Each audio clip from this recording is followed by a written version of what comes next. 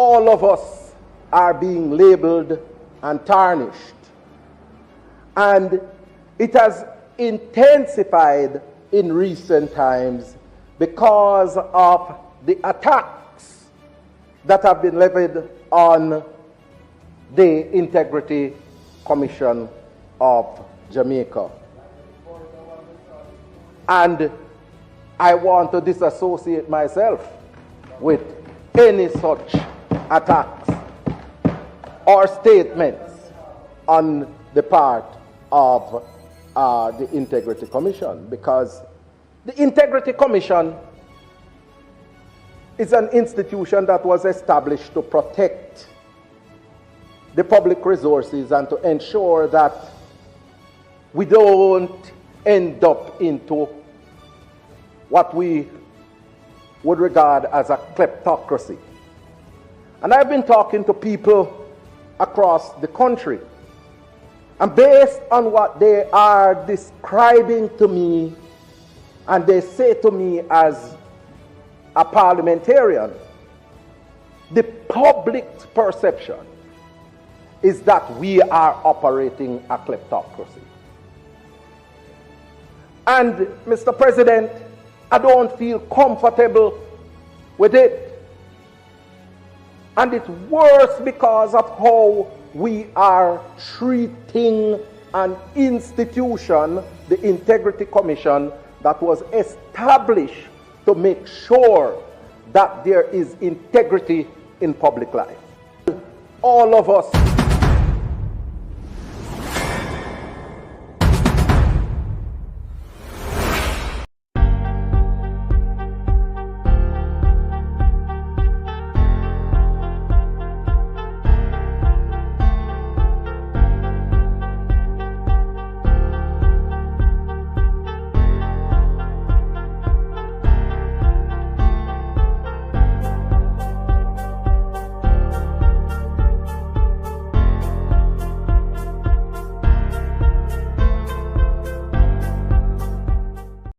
Corruption is a vile disease that sucks and drains the health out of something good. Corruption in society is an evil moral infection that keeps community in the state of perpetual sickness. Corruption is a moral virus. It's so potent it leaves its host sick, lethargic, and unable to realize and accomplish all that a well person can. Where corruption thrives, poverty and not prosperity thrives. Wealth is grabbed into the greedy, grubby hands of those who get fat on the toil and labor of good people. Corruption benefits, only temporarily, those who participate in it. Everyone else is a victim of the theft, the deceit, the dishonesty, and the lies that corruption feeds on. You need to know that a corrupt person is stealing from you. Corrupt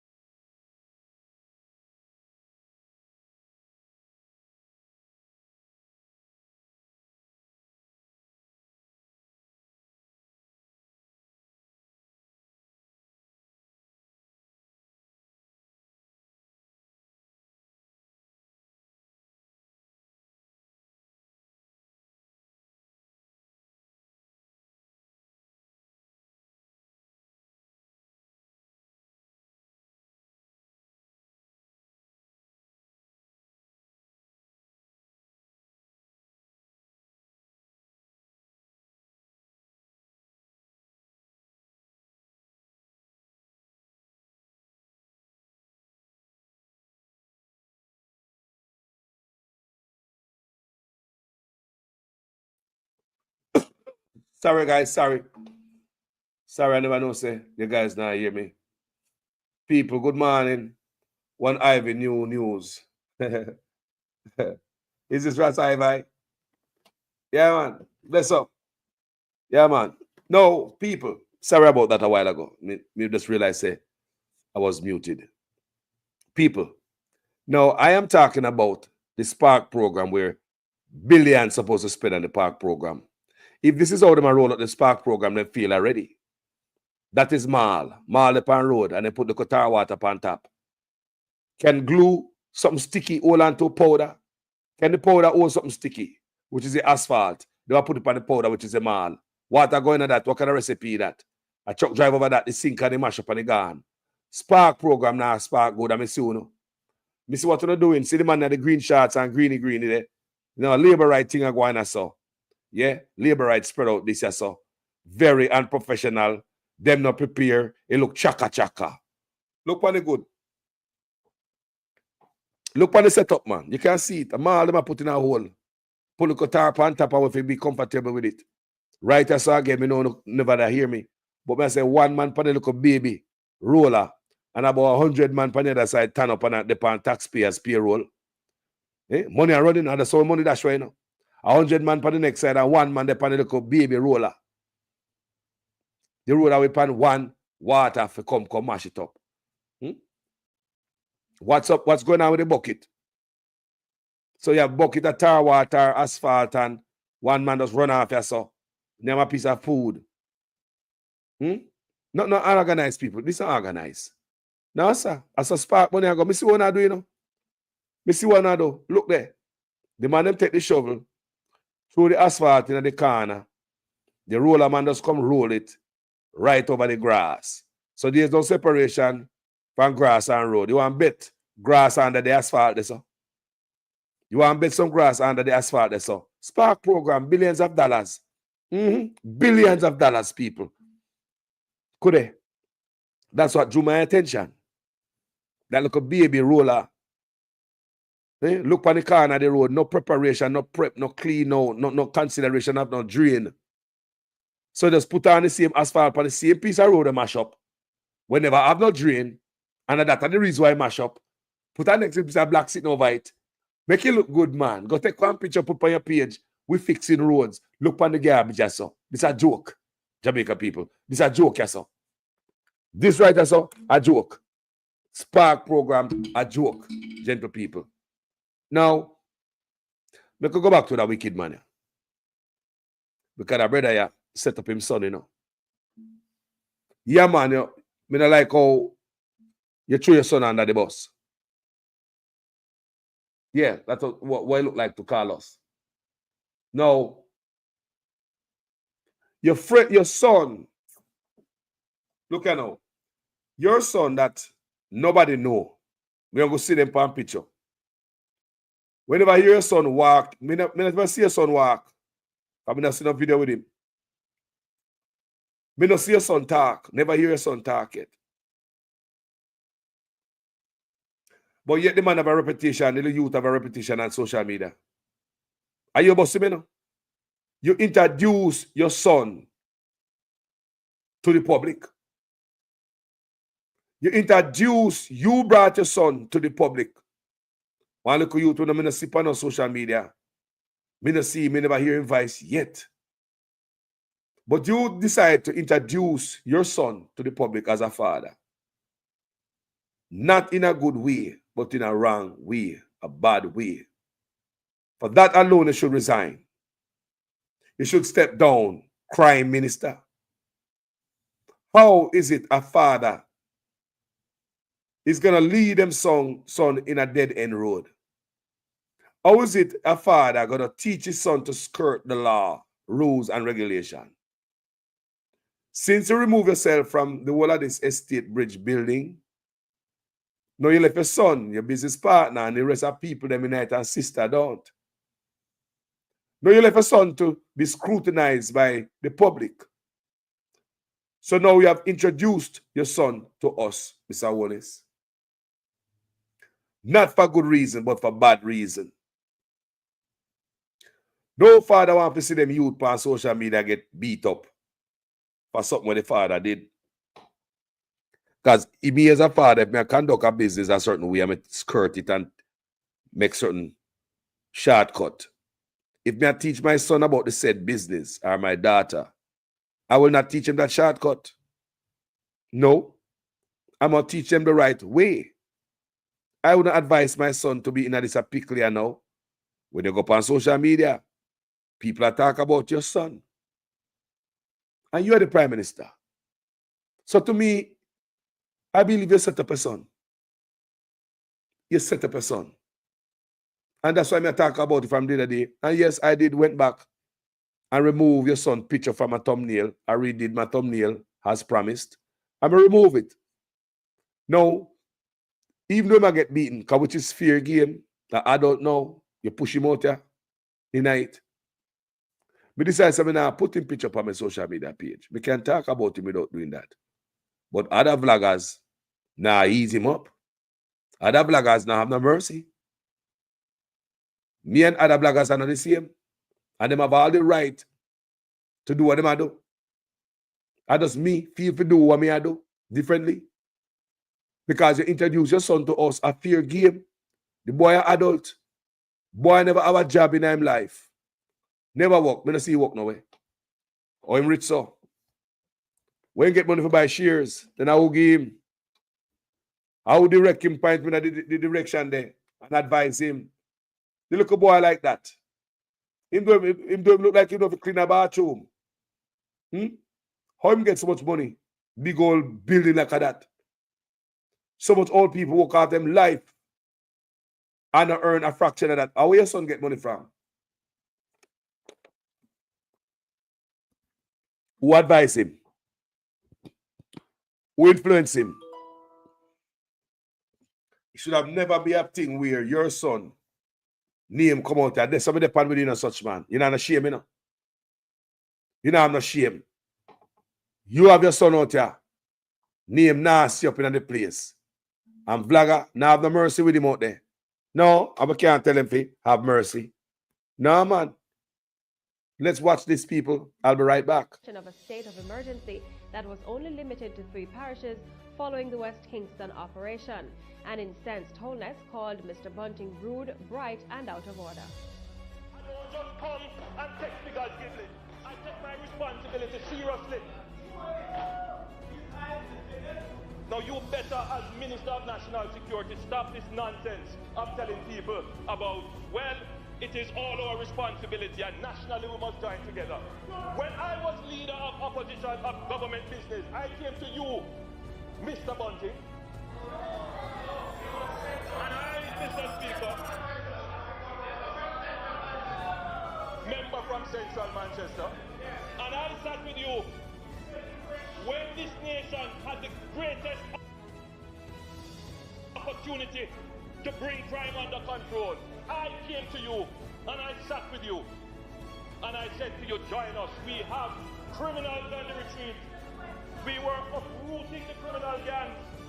And I asked you, please join with us then to extend the state of emergency into St. Catherine, where we would have been able to deal with one of the most dangerous criminal gangs in Jamaica. And you, member from Central Manchester, refused. Had we done that, we would have uprooted the most dangerous criminal gang in Jamaica. And today, Jamaica would have benefited from the safer country. But you play politics then, and you are trying to play politics now. I will not allow you to do it. Jamaica will not allow you to do it. Don't ever come in here and try to bring politics in this. Don't disrespect me. You're out of order.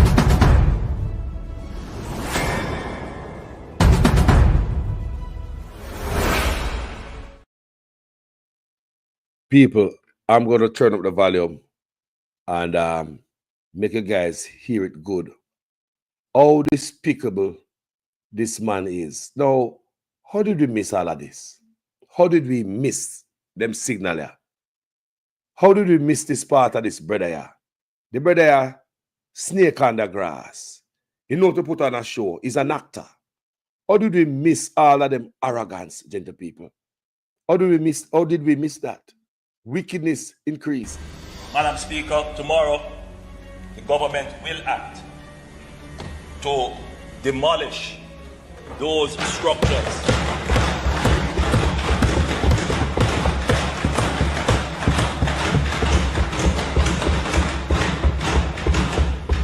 that have been illegally erected. Now, you have illegal building a call by your name. And, I mean, how you feel now? How you feel now with a man with so much? The people now not, you remove that from them.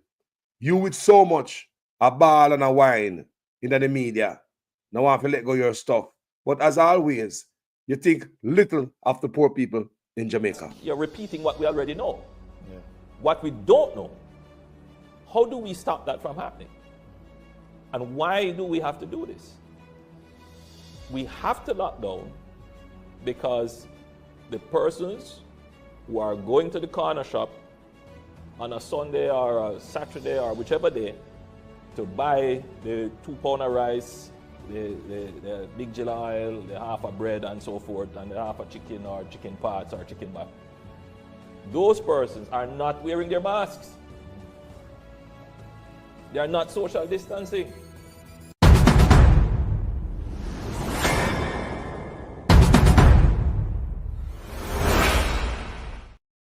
Then here comes a wife when no better.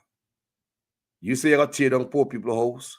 Your wife will tell you, say, comrade live, garbage did it, and all type of nonsense, and go Friday go get boo. Say, you live, comrades live there. Anywhere where river going to wash away, comrades live there. Anywhere that is a garbage dump, comrades live there. And it's not Labour Party put them there.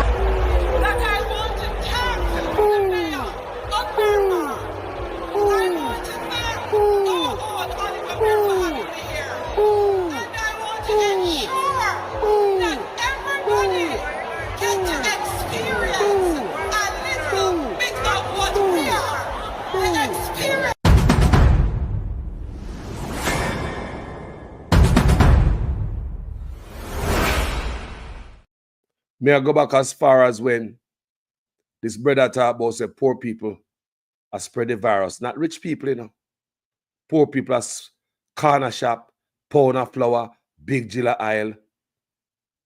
I call out everything. You could have said corner shop where poor people buy them grocery. But him go on them itemize poor people something. You see me in the parliament with the plastic bag of oil. I know them, one of them broke out in a laugh when they pull out the plastic bag of oil out of the basket. Remember, this is poor people's story. And what poor people do every day. Go buy some oil in a plastic bag, that's what we can afford. When in parliament here and take it out of a basket in a parliament, the man them green teeth about it, peel after. Madam Speaker, tomorrow the government will act to demolish those structures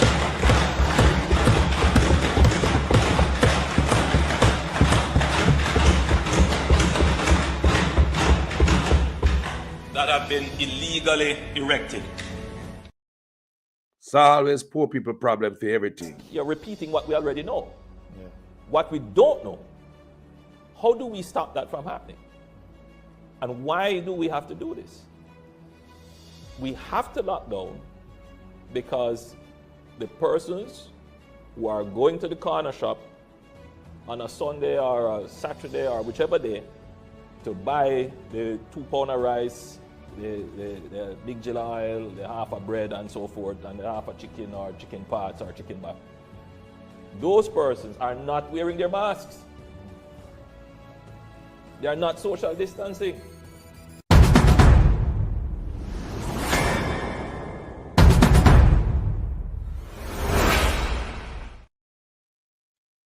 You hear that? The people, I want you guys to listen to that again, man. I only am talking. You're repeating what we already know. Yeah. What we don't know, how do we stop that from happening? And why do we have to do this? We have to lock down because the persons who are going to the corner shop on a Sunday or a Saturday or whichever day to buy the 2 pound of rice, the big jar of oil, the half of bread and so forth, and the half of chicken or chicken parts or chicken back. Those persons are not wearing their masks. They are not social distancing.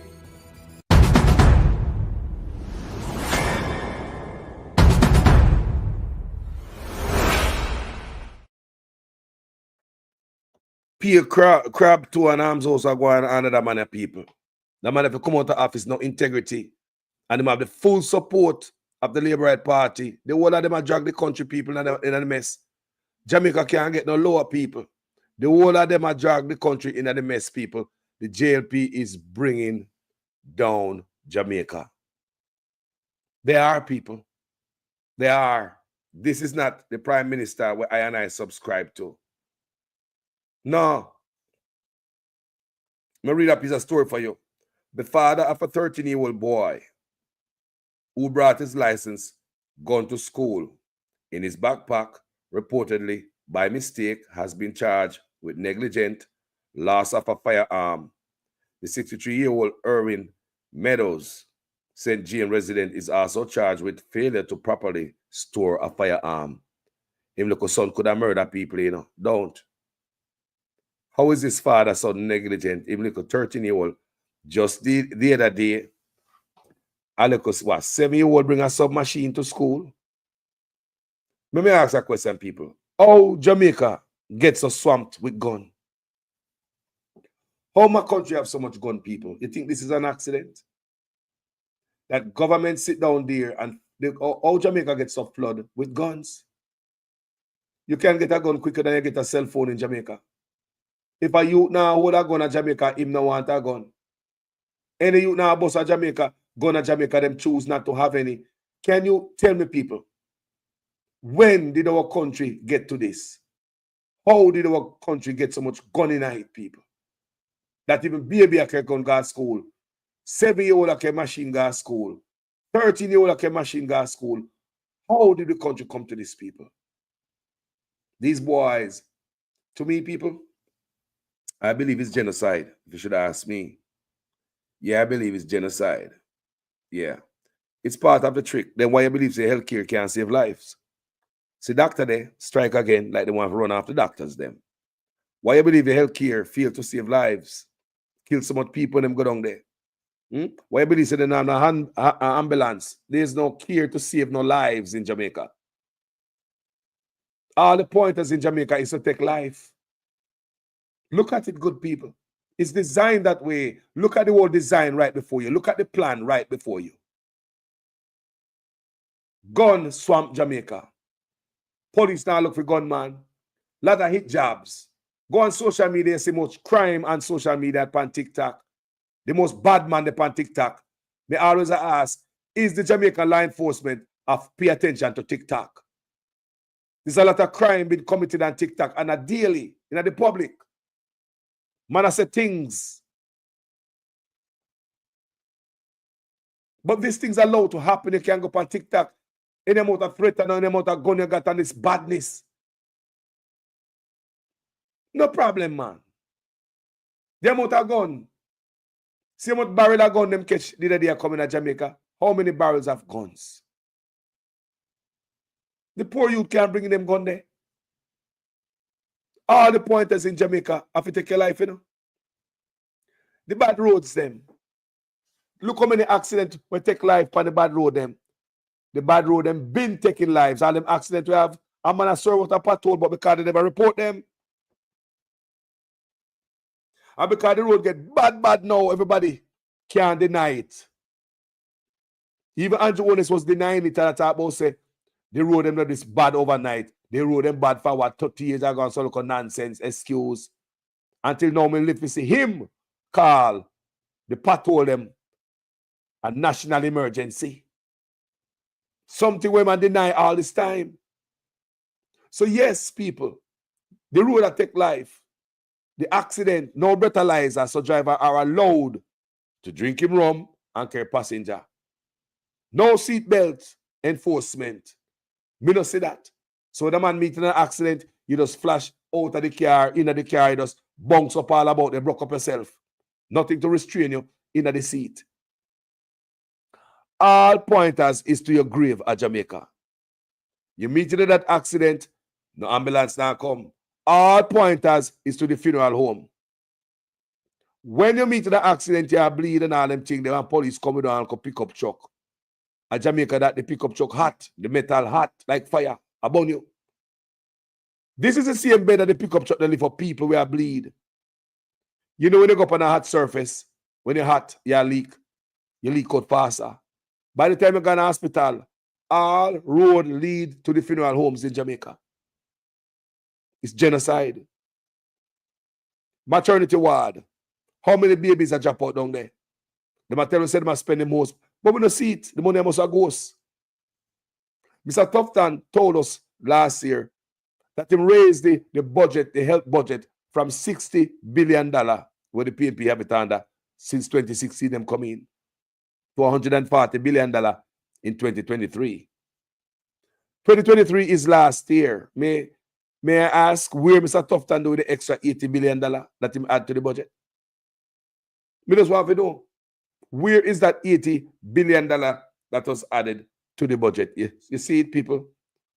We can't have that like that, you know. People are dead in the hospital. Yesterday, the lady called me and tell me about the people from Cherry and the people who die, you know, by bullet. So them go to hospital and I cheer them sitting up in a. And she was telling me that when they get gunshot, you must not sit up in a chair. A bed if you lay down in a. You must in a bed. You're not supposed to sit down in a chair and move around and all them thing there. A bed if you get, so people get bullet and them sit down in the hospital there and I tag them. The woman tell me say tag them get tagged. Man, then I will pay help.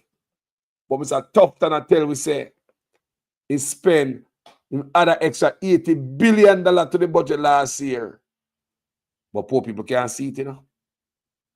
Everything is connected, people. All road lead to dead in Jamaica. Everything lead to dead. The accident on the road, the speed, the drunk driving, no breathalyzer, nothing at all. I don't know what that's some easy ticket money. Go down at the transportation depot downtown and harass the hell out of taxi man. But on the open road out there, man can go 1,000,000 miles per hour.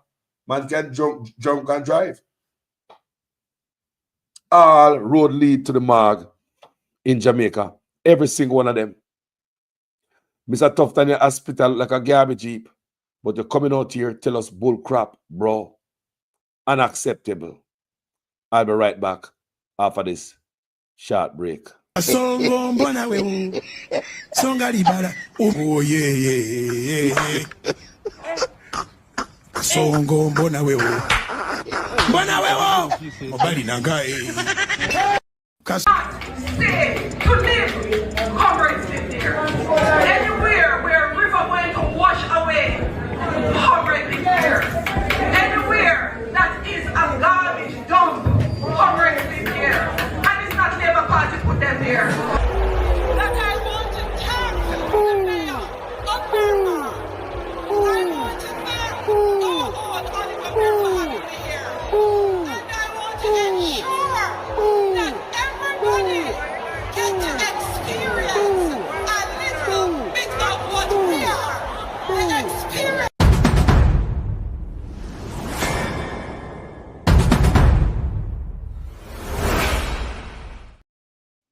Welcome back, gentle people. Now, the amount of crap are going on my country, people, it stink, you know, and it look bad. It look bad. Now, may I come to talk to Honest, Andrew Honest, right now.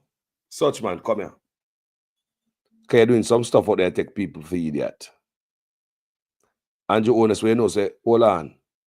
Me see somebody come from my paid last night. We forgot, why better name Oral or something like that. But he was in the comment section in my labor right.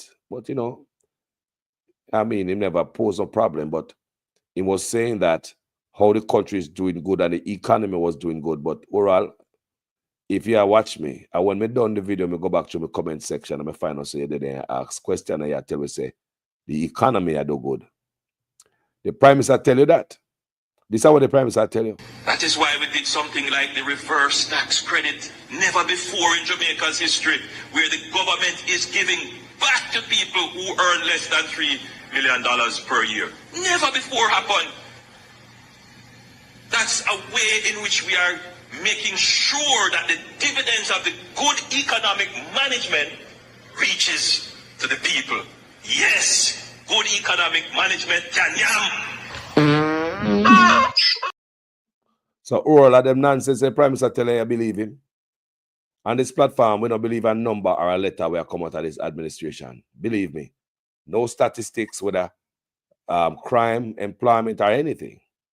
I don't believe no data will come from this government. We don't believe numbers and letter will come from this government. However, what the Prime Minister said a while ago, that will not run by, that him I tell you no. And you don't even think for yourself. But this is what Cliff Hughes say. Not good news. So, the growth we have been having has come to an end. It is now decline. That's where we're into now. And as you heard from Dr. Henry there, for calendar year 2024, we are going to end the year poorer than how we started it, collectively in terms of our output of goods and services. Not good. And therefore, making the connection, the Prime Minister would have been aware of this. He would have been aware of this, or ought to have been aware of this. Hence, what we heard from him on Tuesday, because he would have known that, listen, the economy has stopped growing. It is now declining. Hence, what he told. Wow, so, you know, you can't go and listen to Andrew Jones with him bag of lies, man. I don't know, man. Yeah, me see brother up on the page last time, but me say me never see him until after, or else would have pull out the show you that video right there. And when me done, me I see it, me I say, hold on, the people who come here. Andrew Jones come here. Andrew Jones, why don't you stop politicizing the NHT? Andrew Jones, why don't you stop using the NHT and the key and the scissors if you get vote? I don't know why the PNP didn't call you out, but we call you out. Andrew Jones, why don't you, a matter of fact, the PNP say you must remove all them officers from out their office, the NHT, we are politicized, and NEPA, Land Authority, Water Commission, all UDC, all of them offices come out their office honest. All me see her though, living in a dead man's shadow. You don't have nothing for yourself. Michael Manley already introduced the NHT, create something different. What you are doing right now is copying. What you are doing is copying. Yes, stealing idea. You are in there for about 9 years.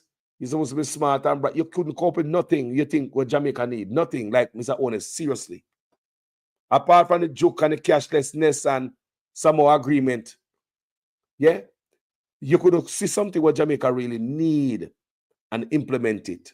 Just create something out of thin air, like how the PNP created RADA and NEPA and, you know, a lot of little things. And, you know, city people need some stuff and create all the part program and tourism enhancement fund and all the little solid stuff for everybody benefit from. Andrew Jones can't come up with something and left Michael Manley legacy alone. What you are doing right here, you are politicizing the housing trust, and I vote from it. That is what you're doing. Andrew Jones don't have no accomplishment. Mr. Oral come on my platform last night. I would point and you tell me, say you're bright last night, you're the brightest, you're bright and blah, blah, blah. I'd urge you to go on, if you watch this video, anytime you should wake up or whenever you come across this video, because you watch my page. But anytime you come across this video, go on the Prime Minister web page, your OPM, Office of the Prime Minister. Go and look at the 5 achievements of the Prime Minister. Oral. Because you tell about achievement last night. So, we just want you to go up on the OPM. Just type in Prime Minister Honest Achievements in a Google. It will pull you up. It will take you to the OPM. It's so simple. Just type in Prime Minister Andrew Honest Achievement. It will pop it up. It will take you to the OPM and you can read the Prime Minister's achievement. It's nothing there. It's nothing there, people. The man has a legacy. And the OPM, his legacy is, one of his achievement is unemployment rate and bring it down low. We all know so that a goddamn lie. Balancing the dollars. That was accomplishment. And the PNP they use it as an accomplishment, you know. The PNP they use unemployment rate and all them things as accomplishment. The PNP them use NEPA. RADA. Does this solid stuff, man. Tourist enhancement fund. Path program. I remember some of them. PNP in the last 18 years. And them things they bring in, you know. And before that, Michael Manley, NHT, equal pay for women, so many stuff. But when you go up on the Prime Minister page, his achievement is a little flimsy ass stuff where are no achievement. I want you guys to go look. Anybody want to challenge me? Go to the Prime Minister's website, OPM, the Office of the Prime Minister's page. Just type in Prime Minister Owner's achievement. You will see it pop up. It's nothing, people. Nothing. So that's why I see him grab this old dead man, Michael Manley. Michael Manley. You know what amount of thing Michael Manley do in a one term? If you're a thief, you can't accomplish nothing. I want to get 10 term. Because the people don't vote you in just for you. The Labour them gave you 2 solid term. The second term them give you more seat. So there could be no challenge from the PNP. So what is the excuse why you did not deliver in the last 9 years? What is the excuse why you need another term to deliver for the people? What is the excuse me you not talk about say this term is for the people? Oh, so the last 2 terms is to balance accounts. 14 bank accounts per term. We have 28 bank accounts. We just try to do local maths here. $28 million per annum for your pay wage. And you also have 28 bank accounts. You can't make that up. We'll go buy a cash pot. 28 bank account.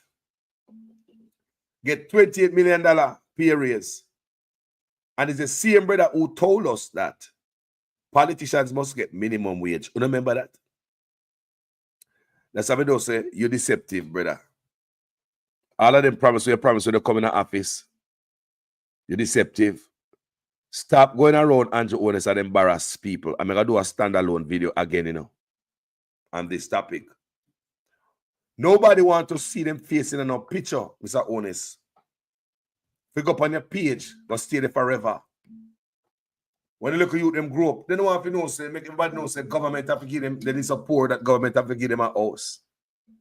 Mr. Owners, I want you stand up beside one old house where the people them used to live in. Why you publicize the old house to the people them in? You remind how them should be grateful because look where them come from. Me not understand, Mr. Owners. I don't see no politician that do that. Section 8 house in America, nobody see no politician. No politician come pump no chest. Nobody want to be embarrassed like that. Why do you think when poor people at Jamaica beg or something, them quietly whisper in their ears or pull it to one side? As much as a man poor, a man see that pride. Pride them look with dignity, no man. What you believe when a man a beg a yard, him going to one low tone of voice, I might, you want to talk to you, my boss, we can't say I hurt to your boss. He put it to the side. Because even though the man poor, he don't like to be embarrassed. So Andrew Owners, if you don't know that, you're embarrassed the people. There's a grin them teeth, you know. Because you're there. You're forced them to grin them teeth under force. But these people would rather get them key anonymously. These people would rather get them key anonymously. You know, do nothing special, Andrew Owners. After you take out the whole of money out of NHT and Kerga, SSL, and in the I don't know where I get it. Next him, Olins. You take with money and the hundreds of billions that go over there. Eh? Yeah, you run the part program like a personal piggy bank, Andrew Owners. And it under you, not the part program, the NHT. And now you are come give a key. Stop politicize the NHT. Try to look voter for something while they're embarrassing the life out of these people. The other day, I see a lady talk about her daughter, and they sit up on the veranda with them. Have you give them one key? The young girl, shame. She's embarrassed. You could see her. You could read kids' body language. I'm a father. The girl would rather you give him the house and not take her. I know camera. The girl that go to high school. And you know them school kids at Jamaica. Stay. People mean. Why everybody must know, say, Andrew, give me house. Cause Andrew, they come here, come cut ribbon and sit like that. Come on, man.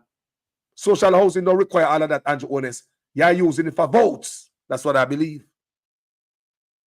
You are using it for votes. You are politicizing the NHT, Andrew Honest. That's what he's doing, people. That's what I believe. This man is politicizing the crap on out of NHT. He can make something for himself and go work it and politicize that. Show me what you accomplish. Different from what Michael Manley accomplished. Don't tell about no road, because PJ and Portia, them still alive. Show some respect. They are still alive. They're not dead yet. Say PJ and Portia, they dead. You don't walk around and brag about road too. Create something for yourself, young man. Apart from NIDS and Part Pro and the Juke and all type of nonsense, the cashlessness we are coping. Think we're stupid.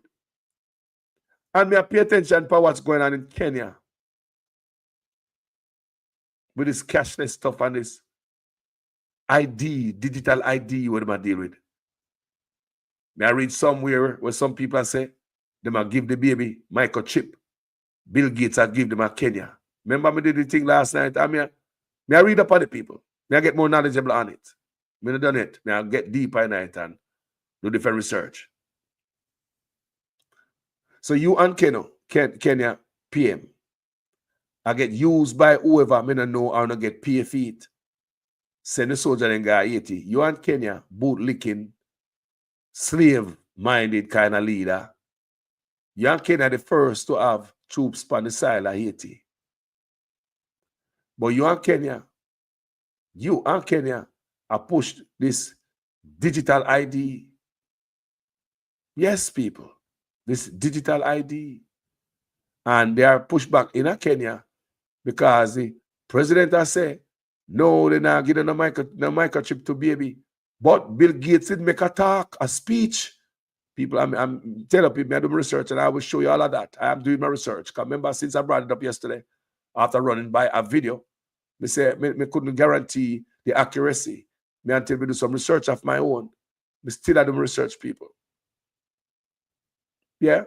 So me look at Kenya Prime Minister and this man. Now the two of them carry soldier guy Haiti and that kind of lick me head, you know. I say, hold on there. And who I use them against we? And who I use them against we?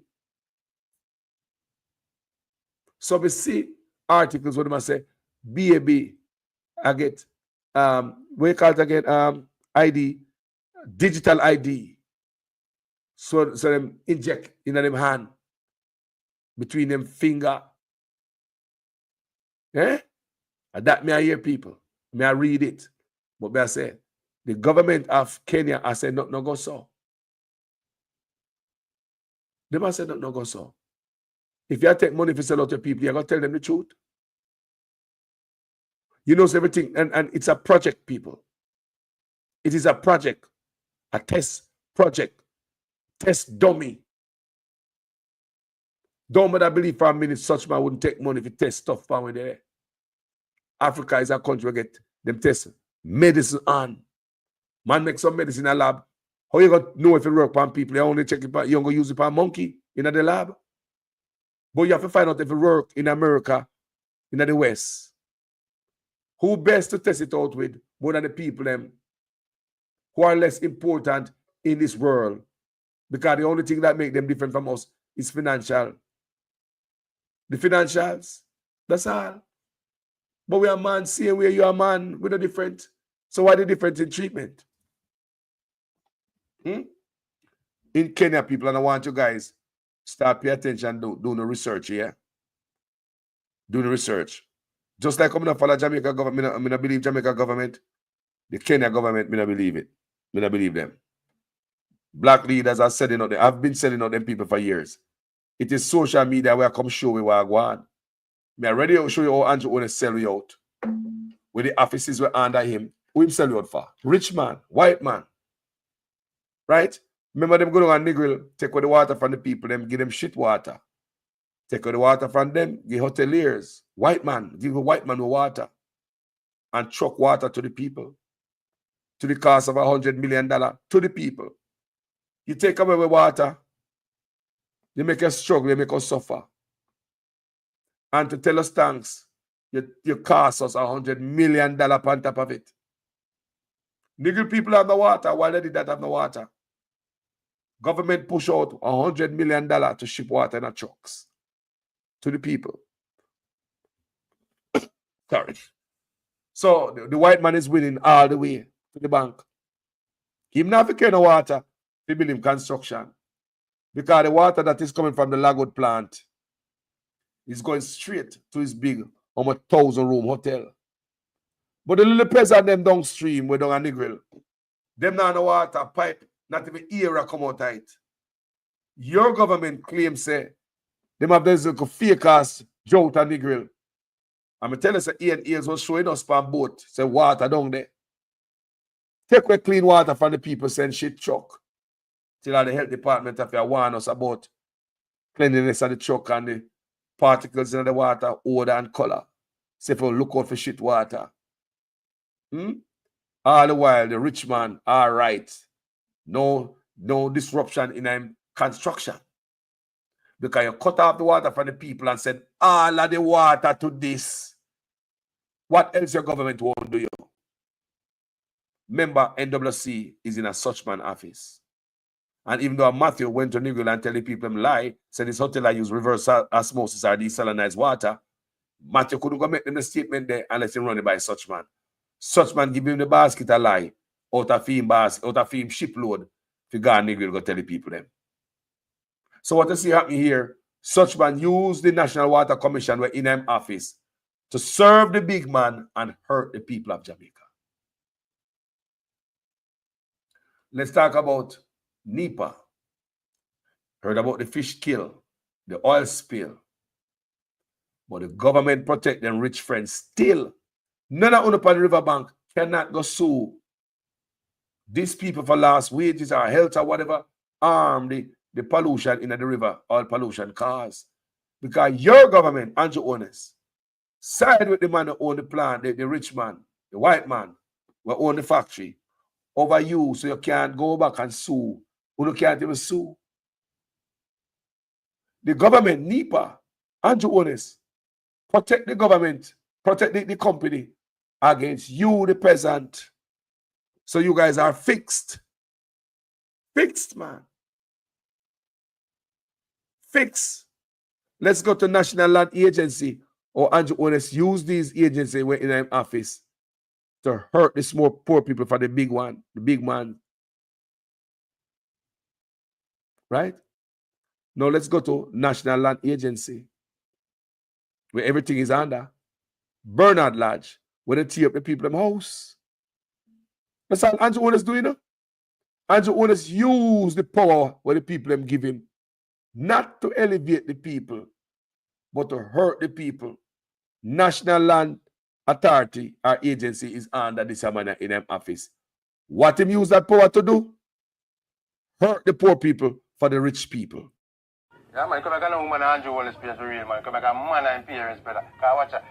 You feel like Andrew Wallace poor people in family? You know want to see a man go live in family also? Rather than in Andrew Wallace right now, a family where we need a house just like how we need a house now. Eh? Come back and prison one, we go live and make soldiers and police run with them. The soldiers and police them run with my young boy for we. Then them happy catch me. Me a old man. Me can run for soldier and police right now, especially soldier. Eh? Andrew Wallace, come back. Now, the PNP are asking that all these offices we have to do with construction be removed from under this man's office because it's shady. They are asking that all the offices that have to do with construction be removed from this man's office because he's a shady character.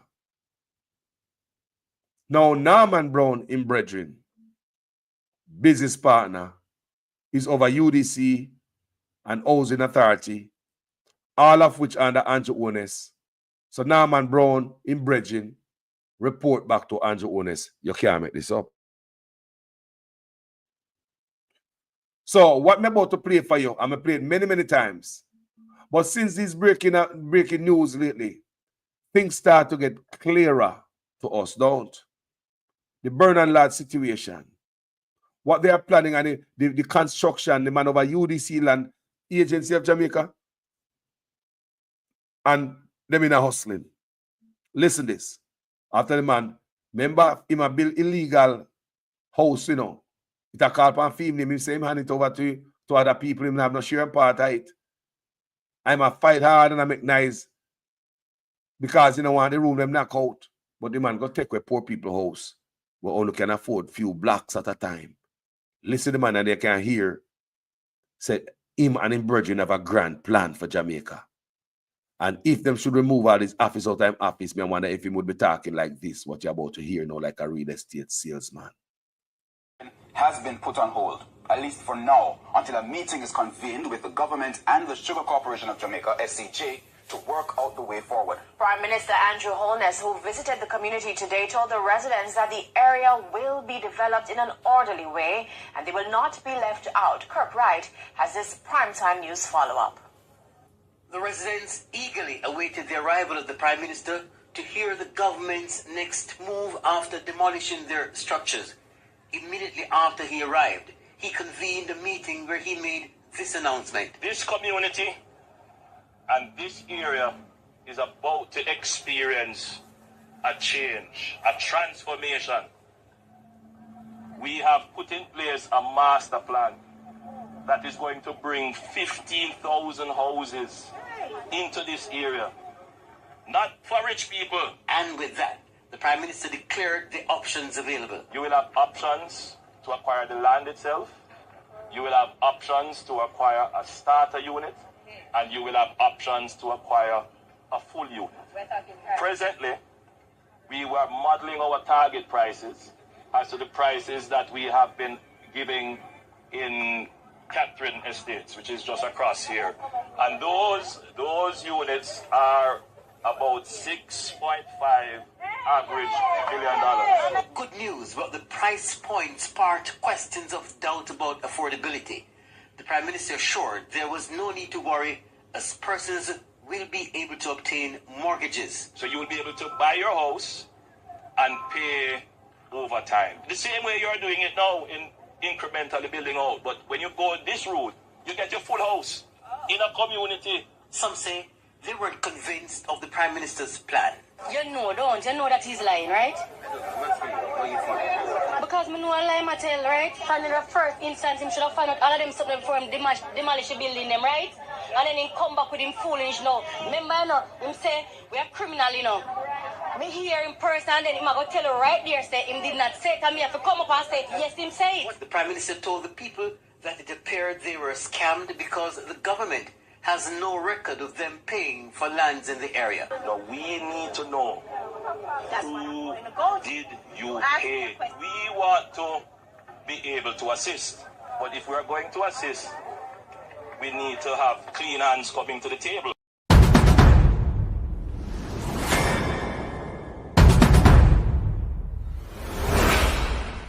Now, come here. If this man was a truthful man, and that was building it house for poor people, would he have to tell them, say, not for rich people? Come here, people. Hear me say? This brother always talk the opposite. Why would the Prime Minister have to go to the people them and tell them, say, not for rich people? The man wicked, you know. May I ask you, know? Yeah, the people of Jamaica. Why would that Prime Minister have to go to the people them and say, not for rich people? You want to convince them, say, this time is not for rich people, this time is for you. Because you have a track record. You have a pattern. There's a trend going on here. Where every time you cut the foot from under them, it's for the rich people. While they were doing that, it was not for them. National Land Authority under you, or land agency under you, in your office. You are get rid of them, kind of like Jamaica for sale. Why would a prime minister tell poor people, say, he might build some house? Not for poor people. You have to remind them, say, this is for you. Are you trying to tell them, say, oh, this time is for you? You have another problem in the argument again. When he's telling the poor people stand up before him, say, they will be qualified for a mortgage. You know, so most of these people are self-employed. How do you qualify for a mortgage? Are you going to get a mortgage like how some people in Jamaica hustle people? Are you going to be qualified for a mortgage? But the prime minister, after demolishing the people in the house, him come out and I tell them, say, them can pay the mortgage in increments. I want to listen to this, you know. Or the prime minister is lying to poor people. We should be guiding the right way. The prime minister is telling poor people to build them house and rest. Only know Jamaica stay. Some people are building house from 19 how long. But that's what them can afford, or them run out of money or some sickness or something happen in the family. However, you have a 1 room or 2 room complete, you're going to go live. You build it by a little black, you look marley, you look sand, you gravel, you cement, and you call the man there. If a 1 week what work you can do for your house, you work the man for 1 week and you tap again. You're living there. Look, that's in increment. People may show the prime minister lie to the people. He must say, just like how you build your house in an increment, little, you can pay your mortgage little. Anybody who pay a mortgage knows say your mortgage must be due in full every month. And if you don't have a mortgage, you don't have a house. So the prime minister tell poor people who's doing it the right way, most affordable way, mash down them house and I tell them, come over, man, come over my side. They wonder if my Norman Brown have good building plan for the people then. We don't know what them planning.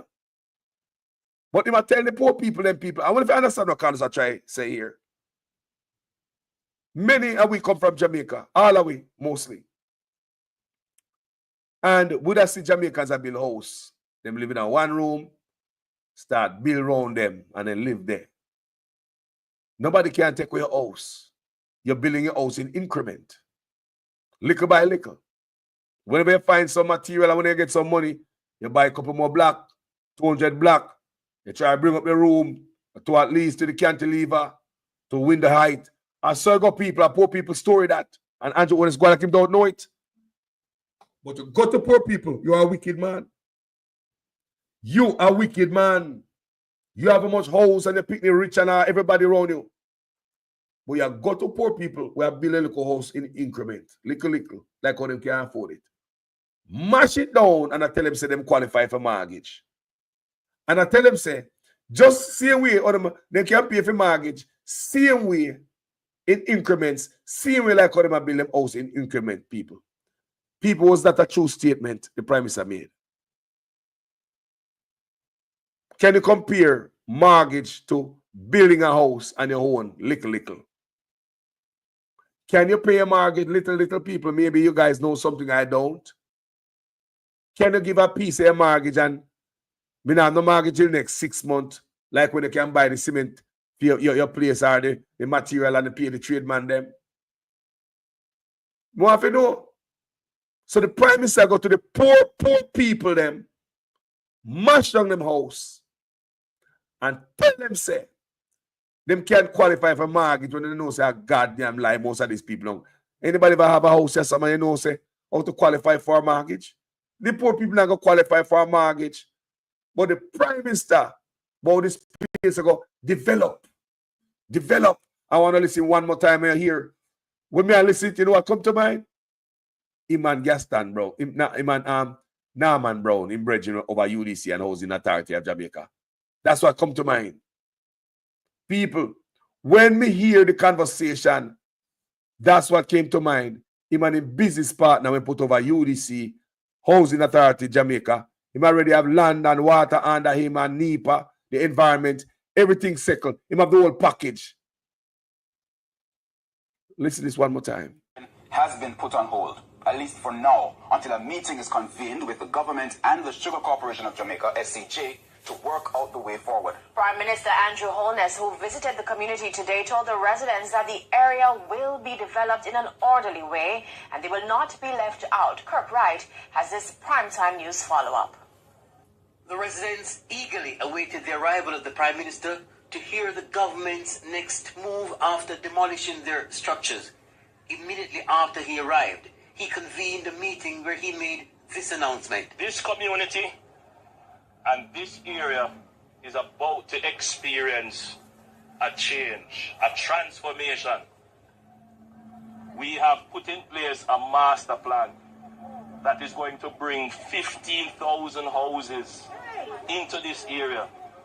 Not for rich people. And with that, the Prime Minister declared the options available. You will have options to acquire the land itself. You will have options to acquire a starter unit.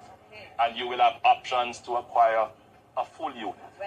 Presently, we were modeling our target prices as to the prices that we have been giving in Catherine Estates, which is just across here. And those units are about $6.5 average $1 billion. Good news, but the price point sparked questions of doubt about affordability. The Prime Minister assured there was no need to worry as persons will be able to obtain mortgages. So you will be able to buy your house and pay over time. The same way you're doing it now in incrementally building out. But when you go this route, you get your full house in a community. Some say they weren't convinced of the Prime Minister's plan. You know that he's lying, right? Because me know a lie I tell, right? From the first instance, him should have found out all of them something before him demolish the building them, right? And then he come back with him foolish now. Remember, you know, him say, we are criminal, you know. Me hear in person and then him go tell you right there, say him did not say it, and me have to come up and say it. Yes, him say it. The Prime Minister told the people that it appeared they were scammed because the government has no record of them paying for lands in the area. Now we need to know who did you pay. We want to be able to assist. But if we are going to assist, we need to have clean hands coming to the table.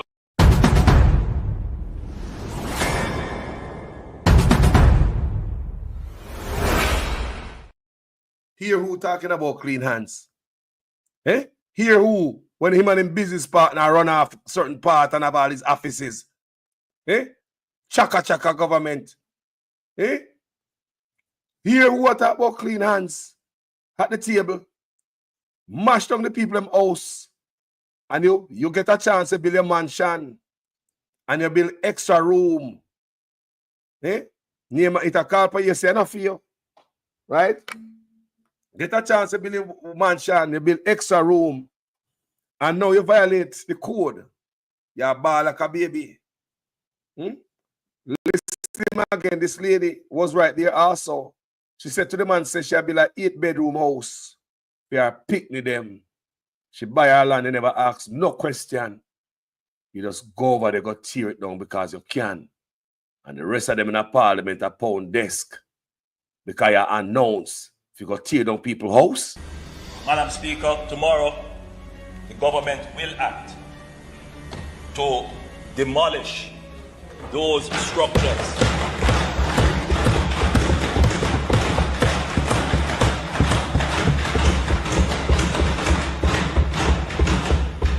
That have been illegally erected.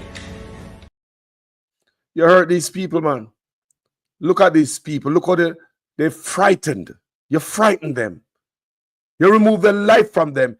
You think it's easy to build house, but you tear down 8-bedroom house, so woman and build fair pick them?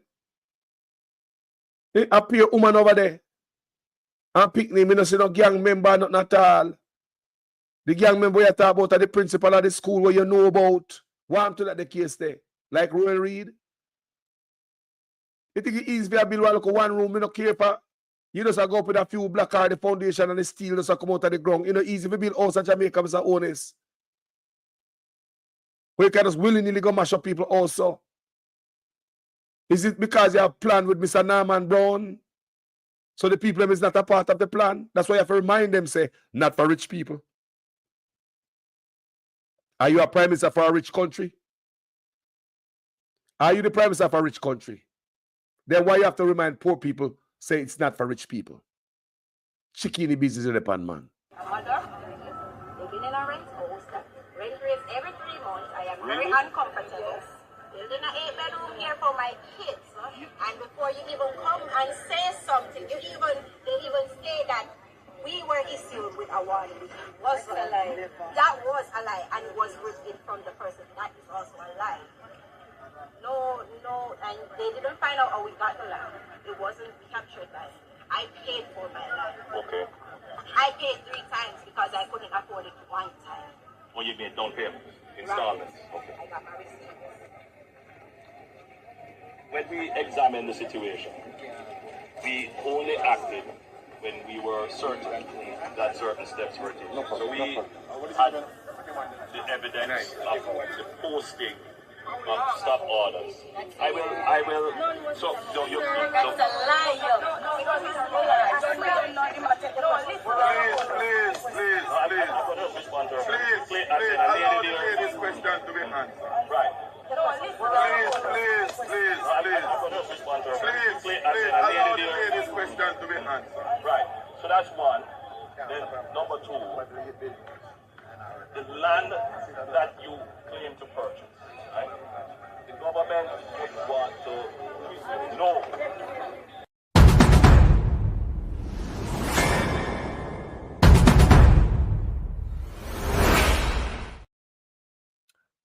Let me tell you how them suppress the people, man. You know, give a rat about we, you know. Everything about some people, some other color. To me, Andrew, prejudice. I saw me look on it. He's a prejudice man. Tell them I'm not going to strike them deal there. We have too much opportunity for this country. Great. You see, all of them investment between where you are headed do, it can be so great if we put more people in the pie. Delano, we have not looked at community tourism the right way now. Yeah, that auto community tourism piece needs a complete reset, and we know that, which is why we kind of decided to cut off a lot of the people who are hanging on to the community tourism thing, but they were just making money and doing nothing.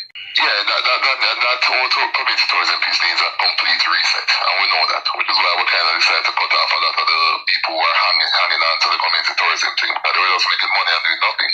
Which is why we kind of decided to cut off a lot of the people who are hanging on to the community tourism thing, but they were just making money and doing nothing. But they were just making money and doing nothing. But they were just making money and doing nothing.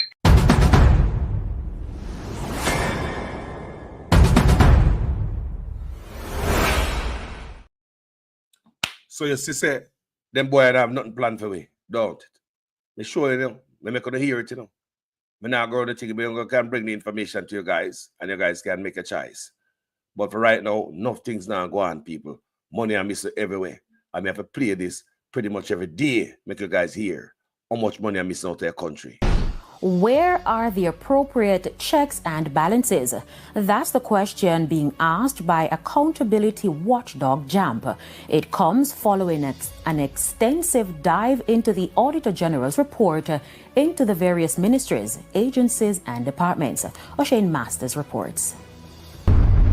In January, the Gleaner reported a $1 trillion crisis, but further checks by accountability watchdog Jamaica Accountability Meter Portal JAMP has put that figure to $3 trillion. The serial offenders, the Ministry of Education, Youth and Information, the Ministry of Health and Wellness, and the Ministry of Labor and Social Security. The Education Ministry has not given an account for spending, which totaled $902 billion. Similarly, for 10 years, the Health Ministry spent $695 billion, for which it has provided no documentation, and the Labor and Social Security Ministry has not accounted for $53.4 billion. But while that is the case, the accountability watchdog and political analyst and former parliamentarian Lloyd B. Smith has raised concern about the meetings of oversight committees which are to examine these reports, which are sent by the Auditor General, namely the Public Accounts and Public Administration and Appropriation Committees. These bodies have met less than 10 times for the year. It is extremely troubling because this is the people's business, and when we look at the backdrop of the whopping salary increases that our parliamentarians have been receiving, in any private sector organization, they would have what you call dereliction of duty. And in this particular case, that is exactly what it is, dereliction of duty. And unfortunately, we do not have a way to penalize these parliamentarians apart from every 5 years when we vote. and then a lot of voting does not take such matters into consideration, unfortunately. But at the same time, I do believe that some of the things we can do, for example, is name and shame. Mr. Smith is even more perturbed at the work of the PAC and has lashed out against the opposition. That body, which is chaired by the opposition, only sat twice this year, May 28 and July 16. It is very troubling, and we have to wrap the opposition party for this as well, because that should be part of their role, to be the people's watchdog. And of course, the media has to play its role in highlighting this particular troubling matter. But again, one would hope that in our parliamentary system, where there's a loyal opposition, that it should be more proactive and it should be out there championing this particular cause of accountability. As for Executive Director at the JAMP, Jeanette Calder, there is much work for the Jamaican populace to do, starting with the $1 trillion issue. She says it must be on the lips of civil society and the media at every press conference. As for ordinary citizens, JAMP has an access to information tool on its website. You just need to know who you want, click the name of the entity, ask the question, what have you done, Minister, about the fact that we don't know where this $902 billion went? Hit send, and the law says the minister has to respond in 30 days. Diago from a member of parliament as well for Beep. this. All ministers under the new Jamaica Labour Party government will be given a job letter. That job letter has a timeline of 2 years and 6 months with key performance targets, which are agreed upon by the cabinet, focused on two things: economic growth and job creation. Everything that they do must lead towards economic growth and job creation. Failure to achieve those specific targets within the time period are consequential. And then secondly, they will get a 90-day target. In other words, we want to be able to give a report card on the first 100 days of achievements. So they will get a 90-day target that they must achieve, and these are what we call the low-hanging changes that can be made within the first 90 days. And all of that is aligned to our manifesto.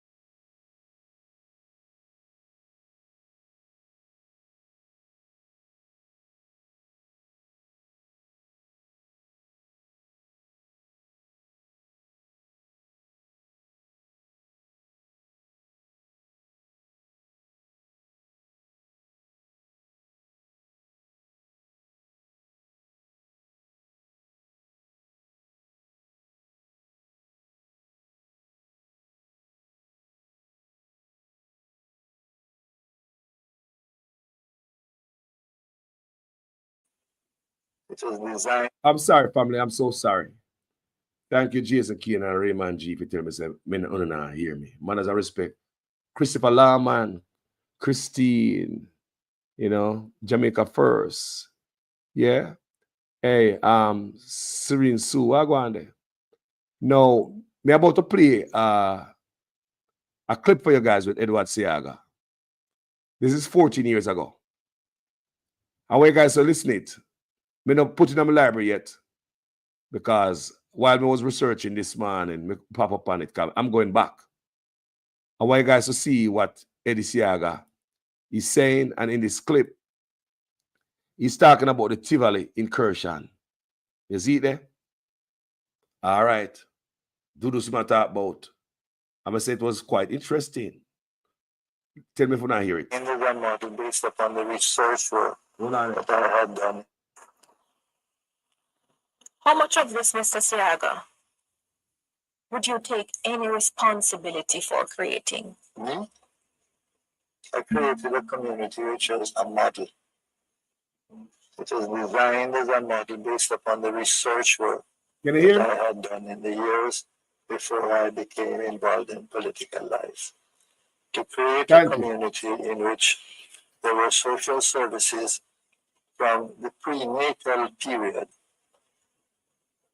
family planning, etc., all the way through to infant schools, creche, the infant school, the primary school, secondary school, and then in a huge community center, the largest in the island, all the programs that you would want of a cultural nature, dance, music, fashion shows, drama, everything. And that was Tivoli Gardens. That was a model you had in mind? No, not had in mind. I created it. And having created it, it lasted for 3 or 4 years because in that period of time, there was the GOP was still in office. Let's take a break. In the late 60s. Let's take a break and come back. The model that is Tivoli Gardens and what has gone wrong over all of these years. Mr. Siaga is laying the blame squarely at the feet of Prime Minister Bruce Golding. When we come back, more on Impact. Yeah. With you on Impact. Thank you so much for joining and for staying with us in this difficult time here in Jamaica. We continue to have joining us former Prime Minister Edward Siaga, former Member of Parliament as well for West Kingston. Mr. Siaga, I begin by putting it to you that the Tivoli model went horribly wrong. The model did not go wrong. The circumstances and the environment in which it existed because of what took place in the 1970s distorted what was the original intention. And I believe that I even had a little police force of 2 persons in the part of the community. And the Minister of Home Affairs at the time, Roy McNeil, said he had to close it down because I had no work to do. And had it not been a case of the community being attacked, we would have continued to go on to enjoy the development of the young people in social and cultural activity, educational things, which was what it was intended to do. But it was thrown out of gear in the 1970s because people wouldn't come out to functions. They wouldn't come out to the sessions for training, etc., etc. And although a lot of things still went on, because we had Babsy Granger at the time who was carrying the cultural activities, etc., it was not at full speed, so to speak. Now, that is not the fault of the model. That is the fault of the pressures that were brought to bear on the model. Listen. From external forces, political forces. So I want to understand how these figures were created in Tivoli and elsewhere, and how does somebody like Dudus ascend to such a place of prominence within the construct that you had? Every community has people like Dudus. Every community has members or youngsters who are happy to find somebody that they can work with in young activities, because that's their only affiliation. They don't have that affiliation at home. And they're not necessarily athletes who can find affiliation on a team. They have to find it somewhere else. They don't have work. And so they find it in gang activity. And so as you look at the communities all around, you find that there are replicas of that. Now, to the extent that this one grew more and was bigger, and I don't know that it was so, because in Spanish Town they had some very powerful gangs operating there. It is a matter of the extent to which the circumstances allowed them to do so. Yes. Now, when I left there in 2005, they were what we would call a medium-sized gang. They became what they are now since then. No, Mr. Siaga. No. How is that possible? You must listen to me. I'm listening. Okay, please. Yes. Listen to me. Yeah. I didn't give them any multi-million-dollar contracts. You gave them legitimacy. Allah ya tell Siaga. People, story up me say me gonna bring it in a studio. I will screen record it and I'll bring it to you guys because these are some archive we're gonna bring to you guys. We need to go back if we want to see where we are today. Yeah, the woman a question him kind of washing hand, you know. The woman a give gang relevancy. So they can't play upon a team, then I can't do nothing, so they find a gang. You see that Siaga? Legitimacy. No. Hold on. I didn't give them any multi-million-dollar contracts, which would enrich them to the point where they became so powerful that they can do Shut up, without Siaga. They're gonna listen till they don't pull in the back. chances. Allow them to do so. Yes. Now, when I left there in 2005, we were what we would call a medium-sized gang. They became what they are now. Since then. No, Mr. Siaga. No. How is that possible? You must listen to me. I'm listening. Okay, please. Yes. Listen to me. Malai. I didn't give them any multi-million-dollar contracts. You gave them legitimacy. No. I didn't give them any multi-million-dollar contracts, which would enrich them to the point where they became so powerful that they can do without a member of parliament. Yeah. And therefore they're on their own in the pace they want to grow and what they want to do. I didn't do that. Who did that? The present member of parliament allowed it to happen because his philosophy in how you run a constituency is the member of parliament goes to parliament to argue on national and international affairs, and the constituency takes care of its other needs. Wow. That constituency can't run that way. Yes. That constituency is run on care and love and that. Yeah, here people. Remember him and Danny now. So I must say when him left, them broke out. He never give them no big money. Remember him say he never say him no give them no contract, you know. He never say him no give them no money, you know. He said they don't give them no big money so they could get rich and basically turn against him where they can get rich. Where they don't need him again. I want to see how politicians use them, you know. Just give them a bare minimum and you them say, yeah man, the boss run off this man, the boss. What them don't know say politicians use them. Give them bare minimum. Just to make them need them enough to run after the next election. Them come again and need them again. That's why many people at the garrison live them life for the next election cycle. Them nah come out. Because every election cycle money run. Politicians use them. You hear the woman ask the man clearly, because she know the history of this brother. And him old now, and she ask him, how so? You give them relevance, legitimacy, right? And him no answer that part there. All him keep saying, him no give them no big money to make them think about it. Why wouldn't you give these guys some big money to start up business? Why don't encourage them to start business? No, him no want them rich. When them don't need politicians again. And that's the problem. That's why the garrison stay the way it stay. I tell you upon this platform, it stay poor. Garrison stay poor because it is the pot of gold for politicians. These people never change their vote. They are dieted. It is a pot of gold where politicians go to win. They don't have to do nothing for garrison people because they are dieted. They are your base. That's why they not do nothing. PNP garrison, Labour Right garrison, the same. This is very interesting. Let's listen. Who did that? The present member of parliament allowed it to happen because his back it up. They became what they are now. Since then. No, Mr. Siaga. No. How is that possible? You must listen to me. I'm listening. Okay, please. Yes. Listen to me. I didn't give them any multi-million-dollar contracts. You gave them legitimacy. No. I didn't give them any multi-million-dollar contracts, which would enrich them to the point where they became so powerful that they can do without a member of parliament. And therefore... You know you are going to people? Who done in the ghetto? Them not giving you nothing you can do without to the member of parliament. People want to hear this morning, you know. And then see how guys attack, you know. And him train Andrew Holness, you know.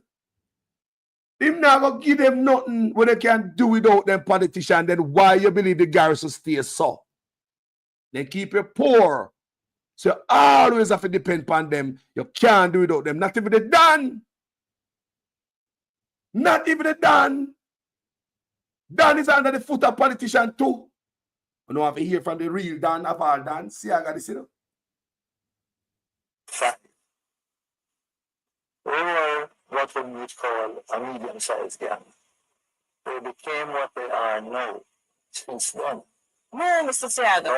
No. How is that possible? You must listen to me. I'm listening. Okay, please. Yes. Listen to me. I didn't give them any multi-million-dollar contracts. You gave them legitimacy. No.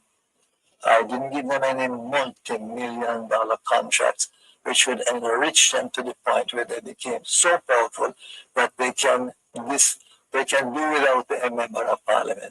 And therefore they're on their own in the place they want to go and what they want. They on their own. Jesus, God, slavery. You now come off of the plantation. Yeah. Me just give you a bare minimum. You can't go on your own. You can't do without me. Guys, on the list, the man attack, you know. And the man attacking the old man before him dead like a real confession, you know. He said they were giving a multi-million-dollar what them think them can do without the politician, just in case they want to go on their own. So they weren't allowed to go on their own. Dans are not allowed to go on their own. Start a business, come out of dance ship, come out of crime, come out of garrison.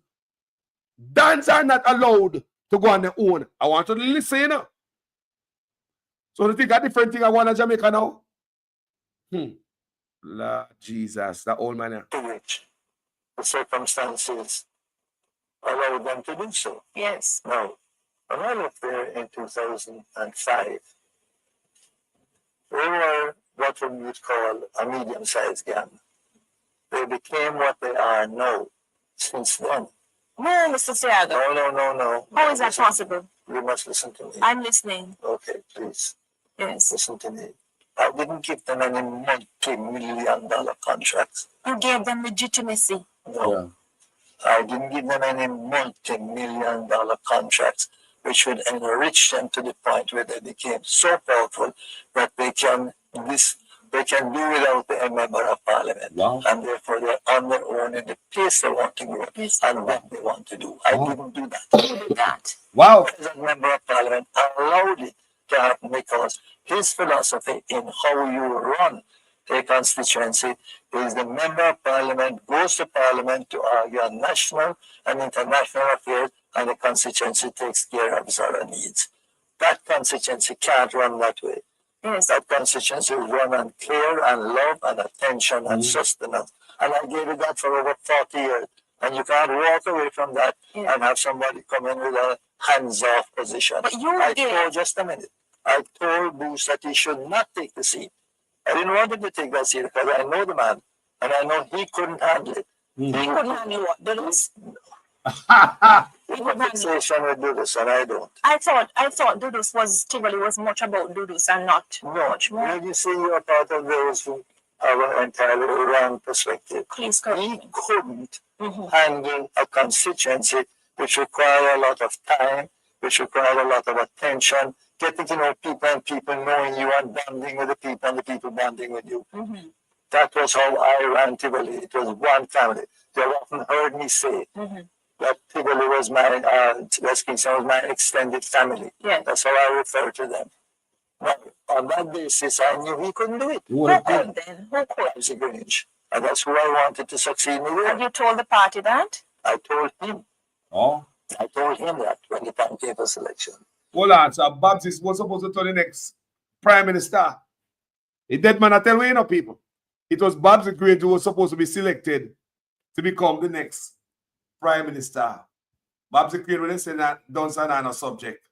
Last, But I know the cause of his problems were the ones who insisted that he must be the representative. Hold on, people. That basis, I knew he couldn't do it. Who could then? Who could? Ramsey Grange. And that's who I wanted to succeed me with. And you told the party that? I told him. I told him that when the time came for selection. And there was a temporary agreement that she would give up her Spanish Town seat and Golding would go there, which she was where he was before. Yes. He left the Labour Party. And it would be a nice choice because Babsy actually was born in West Kingston and grew up there, went to school, etc. It didn't work out that way. It didn't work out that way because the same boys that are now the cause of his problems were the ones who insisted that he must be the representative in West Kingston. Because according to them, some of the headquarters, all the other GLP prime ministers have West Kingston constituents as their constituency. And if you don't, you only have one term there. Every other person who was running West Kingston only had one term. Wow. You had 10. 10 term. Isn't it the case, Mr. Siaga, that you never really appreciated Mr. Golding's style of leadership, whatever that style was? We have differed on the objectives of leadership. But in his case, and I make no secret of it because I've said so, my assessment of his ability as a leader fell short. There's no question about it. I didn't think he was ready to be a leader. I thought he needed more time to mature into the position. He vacillated a lot. He couldn't make up his mind. Not ready for taking strong decisions. Depend too much on the last person who spoke with him, etc., etc.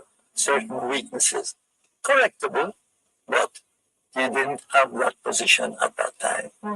And that is why I really didn't want to see him in that position, in that constituency, which would take up a lot of his time.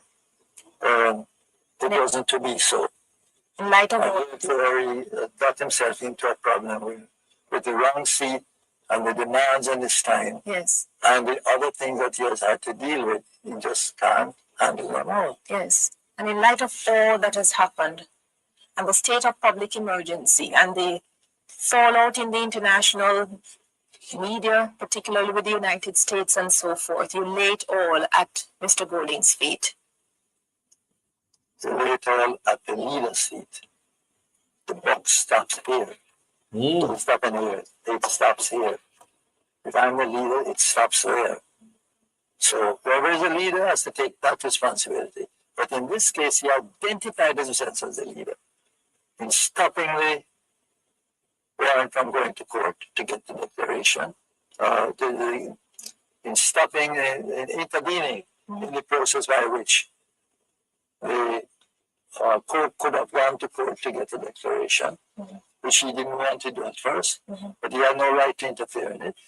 And then, because he then had to serve a warrant on court, and having served the warrant, we had to arrest him, and he couldn't be arrested because he had a show of strength, a show of might, which never materialized. It caused the security forces to go into the community by the hundreds based upon a state of emergency that he declared. He declared on the advice of the security forces, he says. Was he misguided? I don't know what he used, whether it was an advice of the security forces. Yeah. I know of a case where Michael Manley declared a state of emergency in 1976. He said that. And then in the commission of inquiry that took place after that, the two leaders of arms of the security forces, police and military, both denied it. One said he never knew anything of the commission of inquiry or of the state of emergency until he read it in the papers. And the other one said he repeatedly told the government it was necessary. So I don't trust any information like that. Why? That is Daddy Eddie. And I will be bringing you some of this stuff from the archive.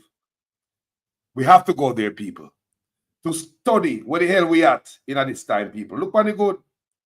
We have to go back into the archive to see where we at.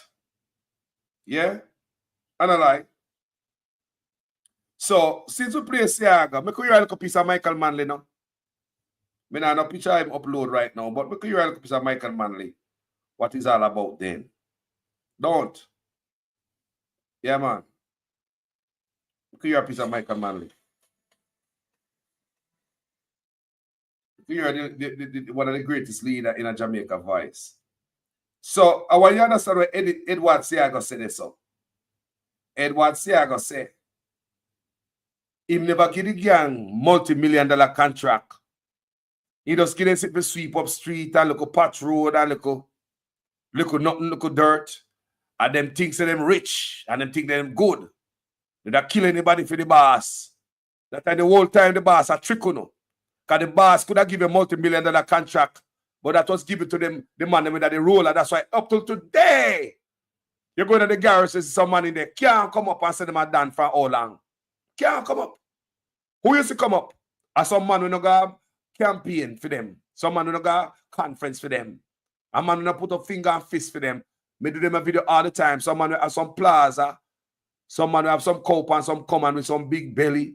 Have some roller. Have a few trucks. And them the man they get the contract over and over again. It's the same man them get the contract over and over again on the boat party. And you know, I look at it and I say, there gotta be a reason why the same men them get the contract. Because the same man them know the formula, they know the recipe. Make sure you get my money in at the back end. I'm gonna bloat it up the contract. This contract is gonna be pregnant. Make me get my money. Yeah, you shut your mouth and you get contract. Come next year, you get all the contract them. Come next term, you get all the contract them. I believe them know the men them who them get contract. That's why other people don't get contract. Listen what Siaga say, you know. Remember saying could have lift up Dudus them out of the ghetto, you know. Siaga could have lift up Dudus, you know, for out of crime, you know. I would never hear the man that say so. Wagwan, Sister Abina. Blessing, I hope you're feeling better this morning. People, I want to hear Siaga tell you what I go say. Him could have lift up Dudus, but him never lift him up. Because they want them go independent and feel like they don't need politician again in case they want to go on their own. Good God. So if this dance decides, say, boy, they want to come out of crime, they want to bust gun for politician, we look here and bust them. We look here and bust them. People are Siaga, we just listen to say, you know. I don't make that up, you know. Respect Sister Abina. She coming along, people. We love that. Siaga tell we say him could have helped the gang member them, but him no want to give them nothing so them can go up on them own and feel like say them need. Why would Jamaica need politician? People, isn't the same thing going on today? Nah, man. The man could have bust Dudu started. I make Dudu stayed in a life of crime to clot. Make we listen to some Michael Manley, yeah, man. So Michael Manley interview with the Right Honorable. You know, I could never pretend that I have the answer to that. You know, who has the answer to that? I think that you guys hear that good? One of the problems here and everywhere probably use boombox to that has been to see the world as trapped in an inevitable conflict between the interests of those who own the productive apparatus and those who work for it. Hence the inherent hostility of the union movement and the employers, not born of bad-mindedness, born of experience. Workers had a tough time before the trade union movement everywhere in the world, believing that the state was the only instrument that could moderate and tame the worst effects of the market. And then the state coming upon contradictions. So we get a great resurgence of right-wing forces, of which Reagan and Thatcher, you know, are the great symbols. But what has happened in the new dispensation? The world is sliding back into injustice. Homelessness, US up. Racism, worse than ever. The black group trapped in inner city poverty. Unemployment, a major problem in Europe. Jamaica trapped in social services that are not being adequately financed because we can't afford it, and a young population succumbing to cynicism. Okay. Obviously, you can't solve it by believing that the market, simplicity, and without balance or control is going to do the magic. It cannot, by definition. It can, left to itself, only make the powerful more powerful. ESOPs, which you know I'm now a consultant for, is a critical element in an answer. where we're trying to make every worker a shareholder in a business. Right. If you do that, all of a sudden, employer and worker have an identity of interest. They must pull in the same direction because there's going to be a surplus to share, not to be fought for alone by union action, but to share by natural consequence. Should the hope also rest in our leadership? I think it is extremely difficult for people who are currently engaged in the political battle. I don't mean warfare, not like the old nonsense and violence and horror of what went on, but the battle for power.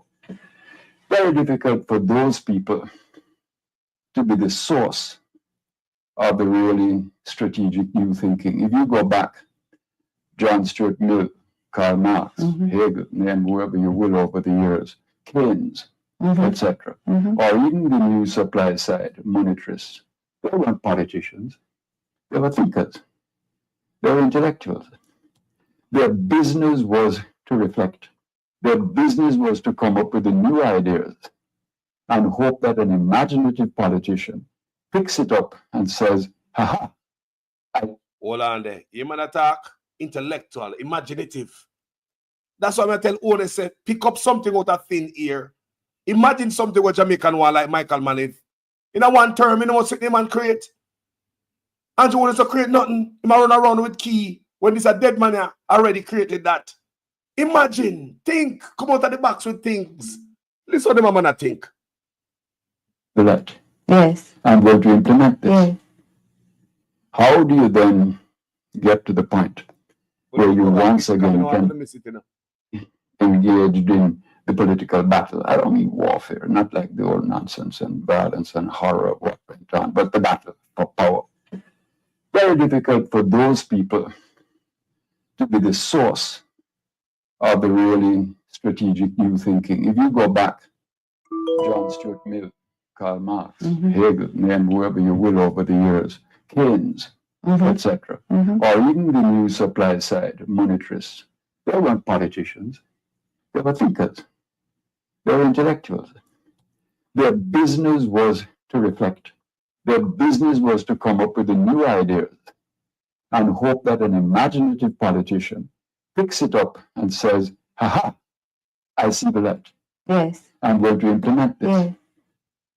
How do you then get to the point where you once again can finance a well-structured, well-run educational system, health system? Hold on, before we go further. You hear him say a while ago, a well-thinking politician can pick it up and say, and implement it. Remember, Andrew Ones study Michael Manley. That's why Andrew Ones pick up the Integrity Commission, where him never create and implement it. At the same thing, remember, people, Andrew Ones a role of a Michael Manley, him study him. So when they see take up the Integrity Commission, somewhere a well-thinking politician create, a Michael Manley, I tell you, so you know. So you see why Andrew that pick up the Integrity Commission and implement it something with the labor right now. That's why he must say him are the best baby father for ideas. Now, man, if you come out, come tell me, say, a Michael Manley philosophy, a Michael Manley, follow. I hear you here say that. Keynes, etc., or even the new supply side, monetarists, they weren't politicians, they were thinkers, they were intellectuals. Their business was to reflect. Their business was to come up with the new ideas and hope that an imaginative politician picks it up and says, haha, I see the light. Yes. I'm going to implement this. Yes. How do you then get to the point where you once again can finance a well-structured, well-run educational system, health system? Health system, yeah. The truth is there is no shortcut. You will only do it when you can get the nation to a point of national productivity where your efficiency is creating for everyone now in a system of sharing the surplus through which to have more for education, etc. But if you don't commit yourself to something that guarantees efficiency, not through bullying or rhetoric, but because you've locked everybody into a feeling they have a stake in the outcome. So it's empowerment, individual empowerment There's that no has answer to do it. but empowerment. Yeah. How do you say that to poor people, though?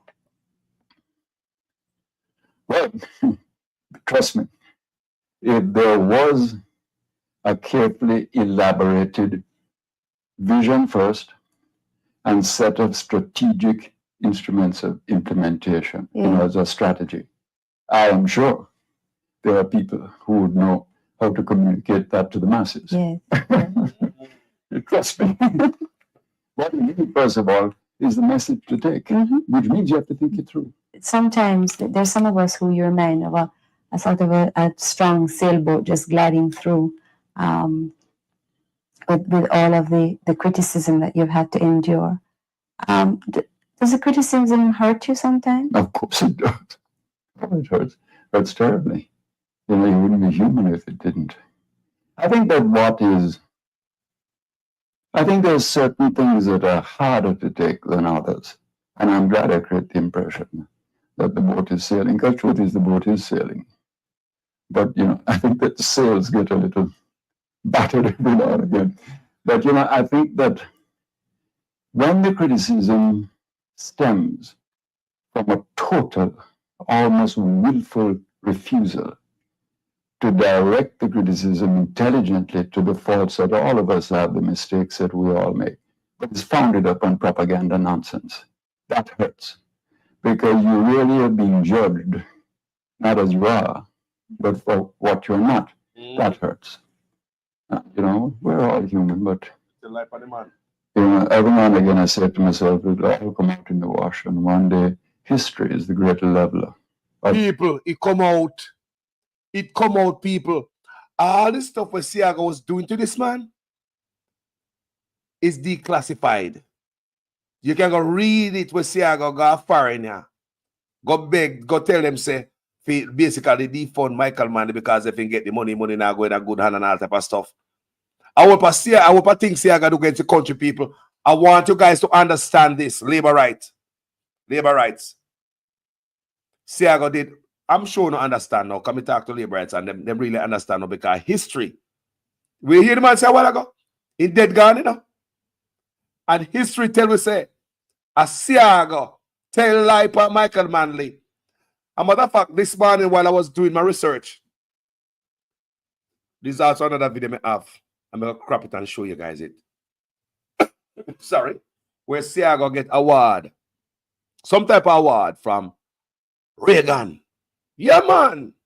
Siaga get my award. Good and faithful servant from Reagan. Me have the video. I'm going to show you, They will pull up the archive now, so because for the young people, them not understand these things. If you don't pull it up, I make them play it for them, they're not here. So let me go back a little bit. Because the brother is such an inspiration. I and I just can't play him so. Intelligently to the faults that all of us have, the mistakes that we all make. It's founded upon propaganda nonsense. That hurts. Because you really are being judged, not as you are, but for what you're not. That hurts. We're all human, but every now and again I say to myself, it'll all come out in the wash, and one day history is the greater leveler of traducer and activist alike. Do you think that Jamaica has forgiven Joshua? I think the bulk of Jamaica, if you forgive me, this is one thing I'll say that you may get vexed with me over. You go and talk to most of the masses of Jamaica, and they'll tell you they have nothing to forgive. You mean has the middle class forgiven Joshua? And I hope you don't think that they are the only people. Have they? I don't know. Ask them. Some have. Some have understood that they were taken for a ride.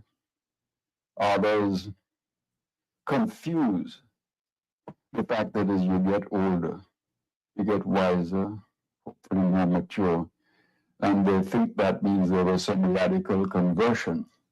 And if that is why they do it, because they think, say, that I'm no longer a democratic socialist, then I say, please get vexed with me again, because I still am.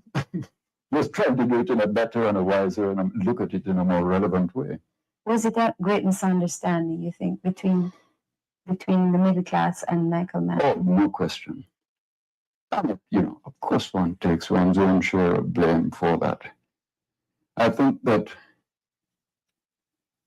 there is a tendency to assume a greater level one of political comprehension that can distinguish between a democratic socialist and social democracy and a communist, and say that they're totally different things, though they may share certain objectives, about making poor people better off. They may share those objectives. I think that I overestimated the level of political awareness and consciousness, and therefore, often if one, in hindsight, had maybe phrased things differently, would not have fed into the whole reverberating confusion of the time. I wish I had it to do all over, because I think I'd do some things better, but I don't think I'd do anything differently. What would you have done better? How would you have done it better? Well, I tell you, if I knew what I now know about the limits to the capacity of the state to just take on things, you see, a problem. I'll give you an example. We were desperately worried about nutrition, particularly in primary schools. And obviously the private sector wasn't producing the food for that. So the idea was, let's find some acres and set up a government farm, which can be dedicated to nutrition for the schools. What one didn't realize is that in the end, even if the government farm was efficient, a lot of the product wouldn't end up in the schools. But there would be, shall we say, an increase in nutritional levels surrounding the farm. But with experience, one would do it differently. So that was one. I think that if I had maybe come out of a different background, not a trade unionist background, but a long background in politics or business or something, I'd have understood better how business people think and how the middle class think. Yes. Would have had a more realistic sense of the limits to the social goodwill of certain groups, that have never faced those issues. That one might have approached in a quieter, more patient kind of way.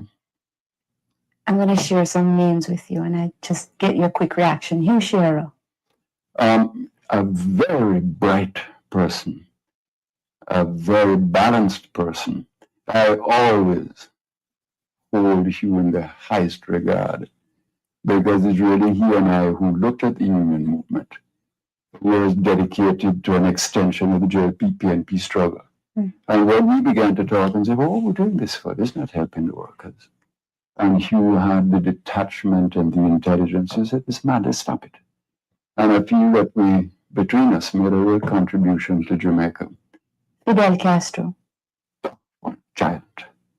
Forget whether you agree with communism or not. Him as an individual, one of the most extraordinary people I ever met in all my life. Why? One, because I really have to take a moment on this. I've never come across a braver man. Look at the average so-called communist tyrant in the Kremlin. When it is trouble, send the army to deal with it. I'm safe behind the walls of the Kremlin. When Fidel has a problem, he's there, out to the people, as if to say, if you're really vexed, here I am. Enormously brave. Farrakhan. The controversial minister. I think that people hugely misjudge him from one point of view. Obviously, he's a person who, like all of us in public life, say the things that you wish you hadn't said because it didn't come out right. And he has said some rough things, which have deeply upset, say, the Jewish community in the United States, and one can understand that. But what I look at is two things. Throughout it all, Farrakhan's influence in the United States Black community has been positive. The people in his movement are disciplined, the fathers are responsible, their sense of community work, either for community economics or community service, is exemplary. And so I see, to measure against the controversies, a man who has been an extremely positive influence. Do you remember when he said Right now, white people walk past your neighborhood and they're contemptuous.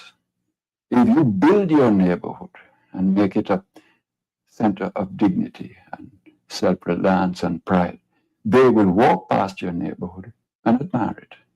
Now, can you be more positive than that? I'm sorry about all the controversy about his visit here. Michael Manley, people. Michael Manley. And yes, Michael Manley was about nutrition. When I was going to school, we get with bulgur, with cornmeal, milk powder, with flour.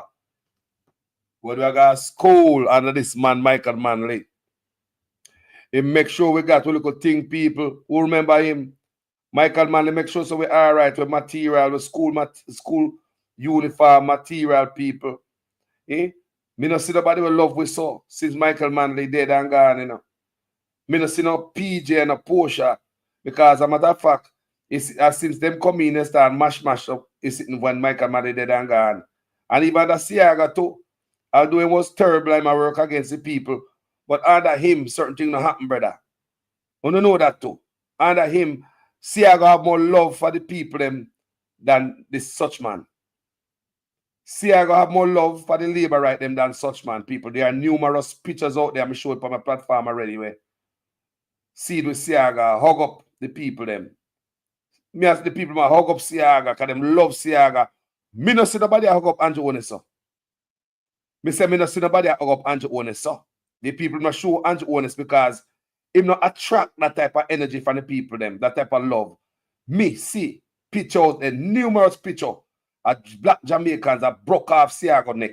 Not but peer hug up. Not but peer hug up like my old girl man or something. I don't know, but Siaga's a man of web study. Come here listen this morning. Come here, me tell you something, do my research. But he also study indigenous religion. I think something like that. Well, study again, two things. Because Siaga not a politician, you know. And a psychology. Something like that and a psychology. And indigenous religion. That's why you notice you find him in the poco thing. Me show them picture up my thing already, you know. But Siaga they run one long ass table with them set in a Tivoli. You remember that? Me show up on this platform. People, me do a lot of videos out here, you know. I showed you guys picture where Siaga, they are Tivoli, run a long table like a 30-40 foot long, with candle and it go all the way down. So Siaga is a man where when he come to Jamaica, I know him I do. If he come to study the indigenous, me I'll check him out this morning, people. Indigenous religion. So when you see him at Jamaica, in the poco thing, Siaga, nowhere in the depend him I do. So I try if he, me know if him know so them type of sitting powerful, you know. Yeah, man, Siaga know so them think they powerful and what up power in the poco people them and the revivalists. So Siaga find himself in a revivalist, in a revival thing. You remember that? Yes, man. So this morning while I was doing my research, I learned that about him. So him study like indigenous religion. So that's why you see him in Jamaica, you know, down at Tivoli and, you know, they were among the people. I mean, I don't lie, I tell. Siaga was among the people. I mean, I don't lie you. We were beating for all type of stuff. He's not perfect. No, sir. He's not perfect. But Siaga was among the people. Siaga show the people them more love than Andrew Ones. I don't lie you people. And Siaga, Jamaica never say so. No, sir. Me hear them talk about under, me could talk something again. Me hear them talk about under PJ and Porsche and all them thing there. Yes, we know about the corruption and all that. With all the corruption and all the bad decision where the PNP make back then, the country never stays so same way. So we know on the labor right to come say, well, the way PNP do this and PNP do that back then, but show me where the country was worse than now. But the labor right now, I say the labor right now do what the PNP they used to do back then, you know. Remember, this administration and the Andrew Ones get the most money in the history of politicians in Jamaica. In the history of administrations, this administration get the most money, the Andrew Ones administration. I repeat, this administration get the most money Under Siaga and Manley, them two white man, yeah, me not gonna lie. Them love the people them more than the black man them. If I lie, me I tell people, say Carlos, tap lie and hang up off of social media and go on your bed. Labor rights, on the day, tell me, say, Siaga gonna love them more than Andrew. La la la la la la. People, if you're labor right and the day, tell me if Jamaica never better off under Siaga. Tell me if you never have standpipe under Siaga. Tell me never better road under Siaga. Remember, you know, me I look at you them time there, you know, under Siaga Manley, you know, standpipe they everywhere. Standpipe they everywhere. Yeah? Standpipe. Yeah? I think of the labor right, they come in and start cut off and standpipe them. Andrew Honest there. I think when Andrew Honest come in, him start cut off enough of the standpipe them and lock them off in Jamaica. Look what Andrew Honest do now. Another time I tell the people, Andrew Honest come in with a plan, you know. When Andrew Honest come in, Wolper truck there, you know. Benz truck a carry water, you know. The man park the truck in a millions of dollars. Look how the man cruel, no man. A cruel to this, you know. Just park the truck them, create water crisis all over Jamaica by locking off the pipe them. Because truck man have to me here say him have a much truck. So what it look like Andrew Honest did was to buy a truck of his own. To get in a truck enough water, fixing road, pull dirt in the backside mine. That's what it appears. Look on them and chuck your people. So the PNP have more solid plan than the labor rights. You have a system under the PNP. And allow me to tell the people, more structure. Just like we have RADA, just like we have NEPA, just like we have Tourist Enhancement Fund. Eh? And the little money what we get. The little money we get, you know, in the program, you know. And the PNP create that, you know. So if the PNP never create that, you don't have no money to get from the government. Look at the good labor rights. We not take that the money now, you know. And that cost out the same PNP them who are giving a little pension right now. Look at it, man. The little money we want get. When you go to school and I get little money there. Lunch money. Think about that. PNP, think about the structural stuff. See the truck them there? That was structural. That was to serve PNP, labor right. Benz truck is expensive. The first set of truck them before them was Renault. Shape the same. Same color. Look the same. Only we see the Benz. Right? And I'm thinking of probably the same company make the Renault. Right? So when Andrew Honest come in, also take away the credit from the PNP, it's politics.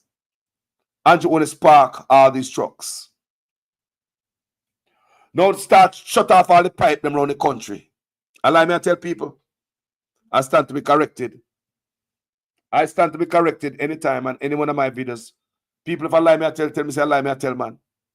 If I'm under Andrew Honest see all the standpipe them a lock off, all the water crisis them all of a sudden. The trucks that used to come dump our water gear. Remember me there Jamaica and the little blue truck I go around with the Renault. Me know my name of my driver. Everybody know the water truck will come in the era. Bigger. We don't short a water truck everywhere. Zip zap. You got school. And one of them water truck and come fully tank. Jamaica, remember that? Put out your jump on out the road, your bad pan, you get it full up in a drought. Jamaica, remember that? Jamaica, we never have no car, you know. We never have no pickup truck. We go down a standpipe. We don't so. At the water truck, you used to come in the community, come give you water for free. Remember that, people? So when it comes to the labor rights, anything the PNP them do, the labor right them come in, look what labor right give you. That. Andrew Honest did that, you know. Andrew Honest park the truck and make little Matthew come out and come lie to we again. Because I believe Andrew Honest make him lie because I didn't want to attack my blame. And I blame little Matthew. Little Matthew said the reason why them truck a park is because the gearbox can't handle the hilly terrain in Jamaica. You know, so that's a disrespect to Benz. That is a total disrespect to Benz. Because I've done my own research. Me follow Benz truck You can Google them things. They go on YouTube. Go check it out for yourself and see Ben Strucker playing a game in a South America and in a Africa. I pull log. You know, I double them I pull on dirt road with mud. Some type of gear them through in them bench truck there. Double them I pull with log. Them I carry bench truck people. I did my own research, you know, when Matthew said that, you know. Because when people talk nowadays, you know, you have to be careful because people do the research. And they say if I lie, you I tell. So I did my research for my own use as upon social media. I'm going to find that bench truck, what he was saying was a lie. I bench this. Because Africa and South America, I'm going to see trucks. Log, load. We don't load truck like that at Jamaica, man. And then the place that them load truck. People, some dirt road, them a come over and say people, some hill, some type of gear, them a throwing at them bench truck, yeah. But little Matthew say, bench truck no good for the terrain. I bench this, you know, people. People are Benz we are talking about, you know, people. Sitting not properly built. Benz. He might also give you another excuse. Then one if a such man giving him a lie if you come on, come tell you know. He'll come at you, you know. One of his excuses was the gearbox not strong enough for the hilly terrain in Jamaica. Ah, Jesus. Lie, you know. The next excuse him give at the municipal building where I guess where them chuck you out of the office where them and run them water chuck up some government office, parish council, municipal building, whatever. Them a thief money out of it. You hear me? Some money misappropriation and go on there. That is not a good excuse. Because if your government, brand new government, just come in a power, and understand, look on the books where the PNP them in the, over all these years, and you find out some money missing from there, gentle people, what you do? You don't punish the people by parking the truck. You lock up who thief the money. You lock up who thief the money. People come here, man. Our government work, run out the door where I cook. How about this here? If you come in as a government, you find out some missing funds are going, and that one I'm excusing give also, you know. That's why they put the truck in a bush, you know. The labor right now lose and mash up everything with the PNP come up with, man. And the more I study, and more I do my research, me I see more proof of that more than anything. Like every time the PNP build the country, the labor right grab it and pull it back. Every time the PNP say, people, me love you know. The labor right say, me hate you know. So we end up with this garbage heap now. All the finance bills are gone. $111 billion spent a film office and we don't know what going on over there. $111 billion film officer in my finance minister. $15 billion out of the prime minister office unaccounted for. The Jamaica parliament thief $6 billion and I stand to be corrected because my understanding of theft, if I take something I never report it, what is that? $150 billion the Ministry of National Security. $50 billion National Parental Charge Junior Office Ministry. National Security. So your money go unaccounted for out of this ministry. Tough Time Ministry, almost $700 billion gone unaccounted for. Flavor Ministry, $902 billion gone unaccounted for. Unaccounted for, I said spend, but they can't give an account. When it comes to Parliament now, Parliament spent $6 billion and never report it. So not thief that. Not thief that. Not thief that. If Parliament takes $6 billion and not report it, tell me say not thief that. Huh? Everywhere else, you know, them claim them spend it, you know. We not thief it, we spend it. Flavor, she a finance minister now. She a tell the politician them they hurry up with them documents to give the Auditor General. Flavor herself for the past 9 years. She have not presented a piece of paper to the Auditor General from the Ministry of Education, but $902 billion is unaccounted for. But this same woman was over the Ministry of Education. We have $902 billion unaccounted for over 9 years. She's over finance now. The same finance where Dr. Clark spent $111 billion and he run gone. Spend the film office, and accounted for, we don't know where it's spending, The Minister of Finance should have won on the country, The brother will look like a L7, and a virgin, $111 billion in my finance minister, And there's a flavor gone. I remember where she come from, $902 billion, And she tell, because she over finance now, so she tell everybody now, hurry up on the paperwork, on the filings, basically, and give the Auditor General. And she said the money never thief. Can anybody tell me anything else? How is it? And tough time, no document in show for the almost 700 billion spending up. So how them manage to run their ministry without giving any document, no account or anything. But other ministries are up on their books. Other ministries are up on their books, people. They are dotting I's and crossing T's. Why these few ministries right here, so? Tufton, Flaval, Chang, Charles Jr., Andrew Ones. Why these guys, this set right here? What? Listen to me, people. You have to give credit where credit is due.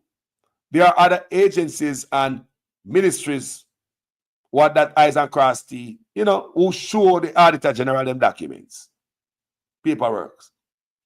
But why these guys, regular offender, frequent offender, Auditor General tell me that, Chang, yeah, Tufton over Health Ministry, Chang over Ministry of National Security, Andrew Ones, the Prime Minister of the country, Flaval, Education Ministry, Farmer. Look at all them things there. Colonel Charles Jr., Social Security Ministry. Why them handful here? Why them not decide to do no paperwork? But other department, other ministry is up on a document. Now the $3 trillion gone in a man. You know, say $1 billion unaccounted for. A $3 trillion unaccounted for, Never question people. And any accountant where they are so. Want to help me? Anybody know about numbers? It has been about 9 years. 9 years. The Minister of Finance, Flaval, who was the farmer, she was over education. The $902 billion missing. Let me ask you a question. Sorry, people. Over there, so. Oh, sorry, guys. How easy it is to go back to 9 years of dotting I's and crossing T's. I talk about paperwork and filing and all them things there. Talk to me, people. Can they come with receipt where they spend the money, the income and expense declaration? Can they go back 9 years and do an income and expense declaration? Just that. And accurately? Remember, Flaval Huawei, 9 year what an answer where you spend with money. Tufton Huawei, 9 year what an answer where you spend with money. Chang 2, 9 years what an answer where you spend with money. Colonel Charles Jr., 9 years what an answer where you spend your money. Well, true me understand accounting. Do you think it's easy for these guys to come up with 9 years out of where you spend your money at? Can they tell me truthfully, accurately, where the money spent? If they wasn't doing no paperwork for 9 years, we could have see if I just 2 years and behind our 3 years, right? But you have to go back 9 years. You remember you know no paperwork, I have to go back 9 years. How hard is that? Nigel Clark gone, $111 million out of film office, man. Pretty boy. Eh? People, these allegations are some serious allegations, We don't know where to do it, so. Them not showing a love people. They are showing all them things, yeah. Then this brother, I'm rich, and them still have fight the people, them. They are caught. That him mess up your little son name. Him introduce him son to it in a wrong name. A long time I do them thing in a such man. If you can now think no big prime minister should have to come in a parliament come explain yourself like this. Is alleged that I had omitted bank accounts from my declarations, and one of these accounts was incorrectly reported as a US dollar balance by a financial institution. These matters were cleared as the accounts in question, by my recollection, were dormant, previously reported, and the balance in them were around Jamaican $3,000 and 200 euros. Other accounts were identified and alleged to be belonging to me, but undeclared. Some of these accounts were opened by my parents as far back as 1975, and my name later added, probably while I was still a child. Many Jamaicans add their children to their accounts for survivorship reasons and in the event of emergencies. I have never claimed these as my assets, and I am satisfied that the Director of Corruption Prosecution ruled that there was insufficient evidence to support claims that I intentionally omitted bank accounts from my declarations, and that there is greater evidence to support my explanation as opposed to evidence to the contrary.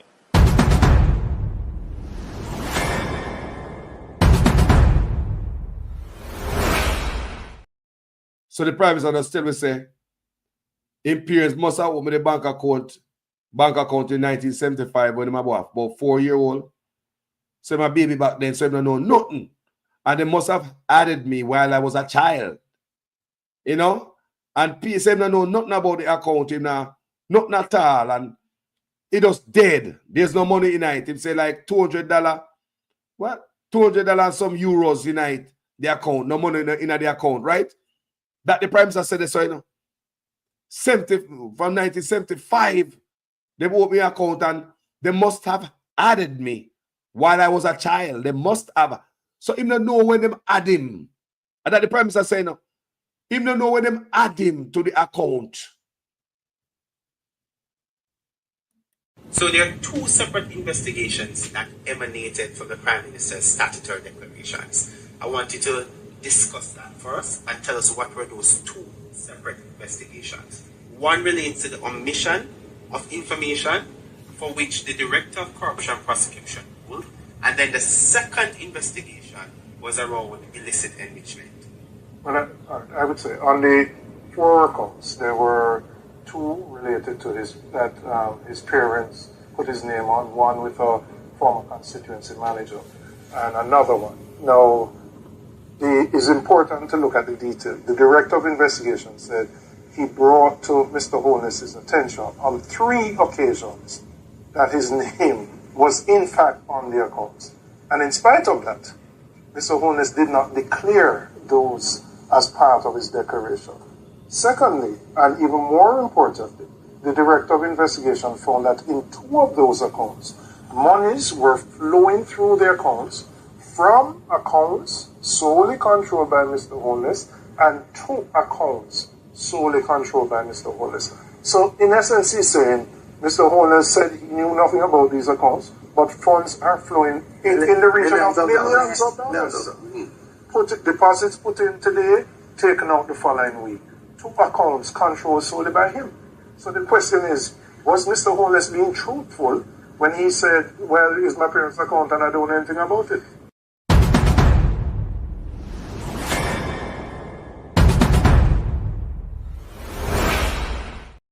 The brother said, is Mr. Holness being truthful when him say I'm parents' account and they don't know nothing about it? The man said millions are flow through it.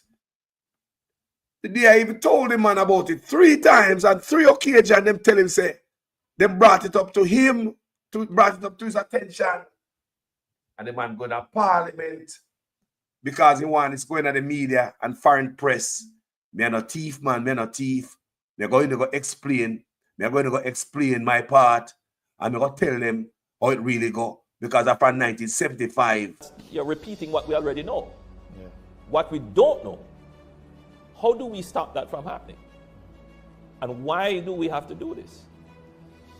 We have to lock down because the persons who are going to the corner shop on a Sunday or a Saturday or whichever day to buy the 2 pound of rice, the big jilla oil, the half of bread and so forth, and the half of chicken or chicken parts or chicken back. Those persons are not wearing their masks. They are not social distancing.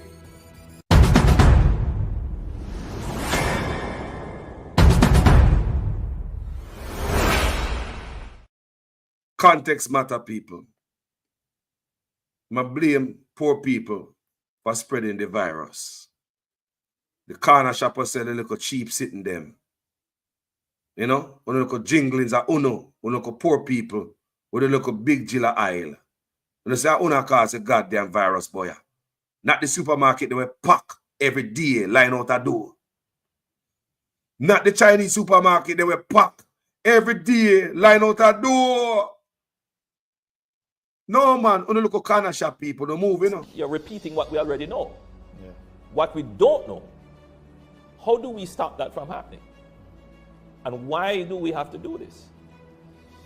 We have to lock down because the persons who are going to the corner shop on a Sunday or a Saturday or whichever day to buy the 2 pound of rice, the big jilla oil, the half of bread and so forth, and the half of chicken or chicken parts or chicken back. Those persons are not wearing their masks. They are not social distancing.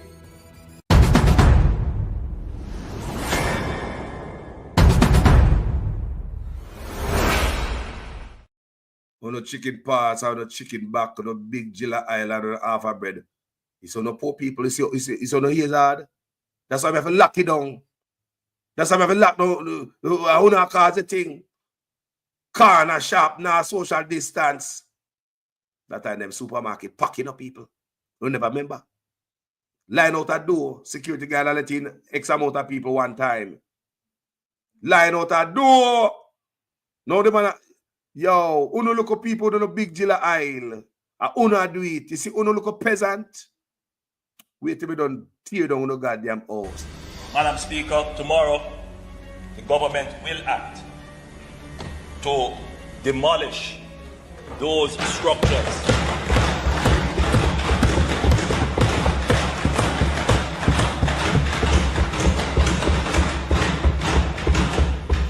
that have been illegally erected. But there is a pattern when it comes to skinning up your nose at poor people. Because even your wife coming out with it. Stay to live, Congress live there. Anywhere where river went to wash away, Congress live there. Anywhere that is a garbage dump, Congress live there. And it's not Labour Party put them there. That I want to tax the mayor of Burma. I want to tax all on the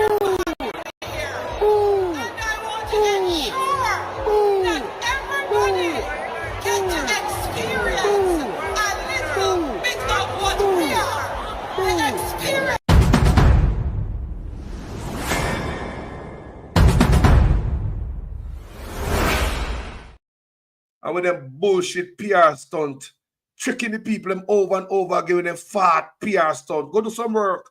Everywhere they go, their camera follow them, doing that type of fat. Try to trick the people them. Tired of it, man. Oh yeah. Songo mbona wewe. Mbona wewe. Mobali nanga Kasongo yeah. Mombali nanga. Kasongo mbona wewe. Songa libala. Oh yeah.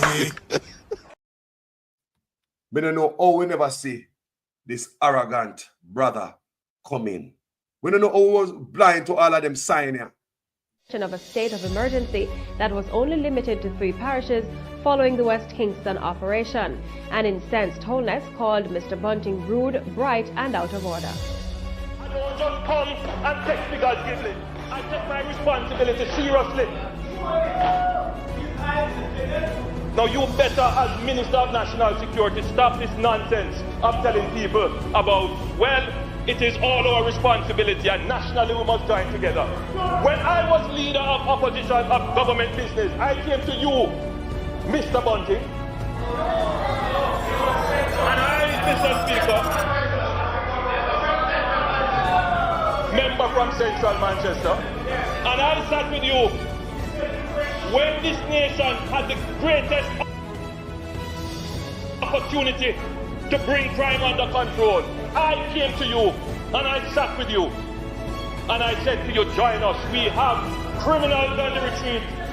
We were uprooting the criminal gangs, and I asked you, please join with us then to extend the state of emergency into St. Catherine, where we would have been able to deal with one of the most dangerous criminal gangs in Jamaica. And you, member from Central Manchester, refused.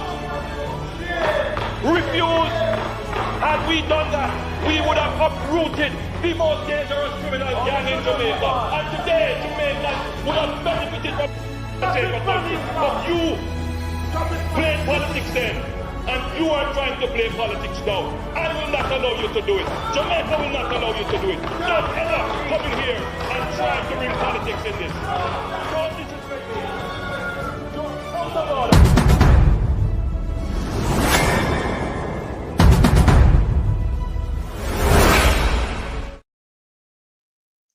People, I will never see all of that. That's about 9 years ago, you know, approximately 10 years, you know. I will never see all of that. Anyway, gentle people, thank you for watching this video. My name is Jamaican Carlos. As usual, I'm a student in your guys' class. Please make sure your comments make sense in every sentence. If it is the first time on this platform and you appreciate the work and my presentation, go ahead and give it a thumbs up even, subscribe, like, support the page in any way you can. Thank you so much, people. Everybody in the comment section, big up on your damn self. Blogger and nobody without uno. Come in, no come alone. We come with the army of people behind we. Because we want change in Jamaica. We're not going back. Andrew Onis will be the last of his kind. Gentle people, must I tell you. Uno know that already in the comment section, you know. Uno know that already. Don't know that already. Say this brother will be the last of his kind. Don't know now go tolerate no bullshit no more. Labor right and PNP one of them. Uno now go tolerate no more tyrant in the office, no more no people and fear and dishonest in the office. Don't know that, people. Don't know, so we now go back, Labor right and PNP. Now that we are in an information age, we have social media, we have the phone, and so much information coming to us what Marcus Garvey never have. Don't know, so we now go back.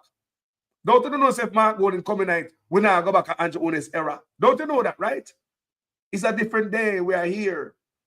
And Integrity Commission is doing a wonderful job, must I tell you.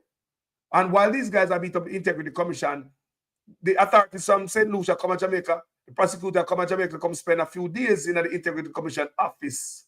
And they big up the Integrity Commission. They big up Jamaica Integrity Commission and they use it as a template, as a stencil to create that in their own country. Eh? And they're hoping the rest of Caribbean follow Jamaican Integrity Commission template, the stencil, because they're doing such a good job and they get so much done in a short period of time as a baby commission. So only these guys, like Tavares, Finzel, and then when a dog out there, you know, I mean, I ask him, Tavares, you're the Speaker of the Senate, you're the President of the Senate. You should have stand up as a big man for Integrity Commission. That's what it is there for. The court is there. If Andrew Onis is innocent, the court is there. The court, that's what the court is there for.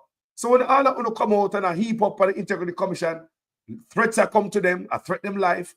It seems as if you guys are just about a criminal. That's why I ask, you know, how come criminal get to breed your daughter? Me ask that, you know. You're a big old senator, you're a big old lawyer, but no one gang member knock up your daughter. Tell me. Police take him out in the heel a bullet. Tell me, man. No one to know from Mr. Manley. How a known gang member, leader, get to breed a daughter. Make we talk about integrity as a man. Because You want to push up on yourself for the Integrity Commission, you know. Do you have any integrity, Mr. Finson? For you to come out and always pressure the Integrity Commission. If the Integrity Commissioner do wrong, the courthouse, the Andrew Owens Kennegar Court there. Kennegar Court, the judge is there. You don't come out, man. It's unprofessional. This is beneath the office. You're a senator. You don't come out and a blast the same thing where your party implement. It's not the PNP implement them. So you know what the problem is? Uno thinks that the Integrity Commission was going to play ball with Uno. Uno never knows that they're going to exercise any integrity at all. Because Uno can buy out everybody and every entity and everywhere in Jamaica and get things run Uno way because Uno a politician. Uno never know, not true. Uno never knows that the Integrity Commission not play with Uno, not true. Uno think Uno could have buy Uno way to the Integrity Commission. That is the problem we have nowadays. And I'm surprised that what? All the money we offer them, they not take it. They must sink the boss. I best believe people, I believe. This is what I believe. Knowing this Jamaica we born and grow in, I wouldn't be surprised if they try to bribe these people long time, you know. Yo, man, don't certify the boss thing, no, man. Certify the boss thing and the boss. Yeah, thing, man. You know thing go. Hey, Carlos, talk to your boy, no, man. Tell us if give him X amount of money. Yeah, I'm not close. You're a boy, you know, go talk to him for me. Talk to him and say, let go the PM shot, man. We take care of him, man. Let's sign the man, statutory declaration. And because that is a big thing, you know, people. One of the biggest things the Prime Minister show, you know. It's them all them investigation, you know. He can't pass the hurdle because the man can't show him getting riches, you know. And that's a big problem, you know. So I believe how Jamaica run. I wouldn't be surprised if the Integrity Commission have been approached several times to take money, to drop stuff. So I believe on my platform, I say, them never believed that the Integrity Commission was going to hold the fort. And only if the judge them in the court hold the fort. And we the black out here, so, and only in the comment section, yeah. I'm not going to come in to the new idea when them have, I'm going to give them more power. Within 5 years, the country will be better. Within 5 years, people. All the crime are going on Jamaica, people. No, man, the corruption come from top cause that. People, all the crime is say going on Jamaica that make we fearful of going home. It is corruption up at top. If we stop that, we good. Remember, Carlos, I tell you that. Just give the Integrity Commission more power. Give FID more power. More power, man. Just give them the real power. What if you go kick off some boy door and take out electronics and paperwork and go lock them up? That's the type of power more office them have, like all the feds them do it up as so the federal government, FBI, I come for you, and all them people I come for you. Them I come for you. All different agencies I come for you. Them a kick off your door, them a come in. Them now you can't tell them no, them have them warrant. See that door there? They are coming inside. And they're coming to come get a laptop, your computer, your hard drive, your phone, your tablet. Them will come get box of documents out of house, rich boys and politicians. If you don't see that happening in Jamaica, Jamaica can't clean. And if you see that happening in Jamaica, and you want to go home to Jamaica, start packing your bags to go home. Changes is coming. Any day you see that, people, where politicians are held accountable, where the FID and the IC can go kick off them door and go take out electronics, box of paperworks, investigate them backside, lock them up. Any day we see that, people, me say, gonna go stop bust like, and me say now crime can't stop, you know. But crime would be lowered significantly. You'll be surprised. The youth them in the ghetto, people under them are the problem. The youth who are busting gun under them are the problem. The fish rat from the head people under them are the problem. It's coming from top. Give a lot of these youth chance and make them go for foreign and see what happened to them. Give them same gun boy a chance, not for them. Give them a chance to change geological location and see how they make better of them life. Just give them the chance. Most of the youth, they want a chance. But Mr. Politician keep pointing in them to slave labor, servant labor, in the service industry, call center and hotel. The youth them aspire for better than that, Mr. Prime Minister. This is not come like a me and you when me grow up, Mr. Prime Minister. And then someone I work a hotel. A big thing that. When I was growing up, I mean someone I work a hotel. I was a woman, when I was bridging. A big thing that, you know, people. Me never know better, you know. You see, when you don't know better, you just don't know better. Because spread bed down a hotel. A man just in a white shirt and black pants when I grew up. That was major thing, you know, people. A man I work down a free zone. I want to look at factory. Remember one Jackie factory down and over there. Them the thing that major thing, you know, people. Sweatshop, you know. Slave labor, you know. Because I don't know better. So now I come up foreign and I see people have better life. Young youth have better life. The government create opportunity for them. Them not have to take a beeline on the life of crime. You create these possibilities for the youth them. That's why I said, even the wickedest a gunman left from Jamaica come up foreign and him have to change his life, you know. Because he realize that once he come up foreign, him a gunman and bad man at Jamaica extort everybody. You can't extort nobody at foreign. Nobody at foreign afraid of you. Me the business if you come from the same neighborhood. Nobody at foreign afraid of you if you are done and you come from foreign, Jamaica come up foreign. Nobody afraid of you because them know you must change your ways. Because we have good leadership. Law enforcement in a done pocket. All them little thing there, people. Police can't pull you over and talk about right and left. Bribe the police, that's all trouble for you. So these are little things that we talk about. Leadership. Everything starts from top. Everything will follow. Leadership. You hear me say? Why you believe say even a gunman, a politician give a gunman paperwork, a visa for flying come foreign? Right? For running from the own law enforcement to elude arrest. We watch Shatters, right? They see it in the movie with politician give bad man documents, right? We overheard them things as a youth that grew up in Jamaica. So why when them bad man come up here so? Enough of them have to change them life. I don't say enough of them no go on to a life of crime, you know, and the law enforcement will deal with them. But plenty of them people change them lives. Them so low and slow till you don't know so them in the community. You have to go find a job, learn a trade, go to school. Some of them come here live so good and their mind change so far that they would not go back to the garrison from whence they came. They will never carry them pick the go there. If they even go back to Jamaica, they stay in an all inclusive and nobody knows them there in the island, but maybe I choose a few. Leadership, people. Leadership. Corruption is destroying Jamaica, people. Corruption is causing crime, your poverty, your bad roads, your hospitals, your bad education system, without an ambulance, just the quality of life, the poverty. You hear me just play Edward Siaga for you a while ago. And if Edward Siaga can oppress him own Dan them, Edward Siaga said him not give the Dan them multi-million-dollar project for run. To make them feel so them can't do without him.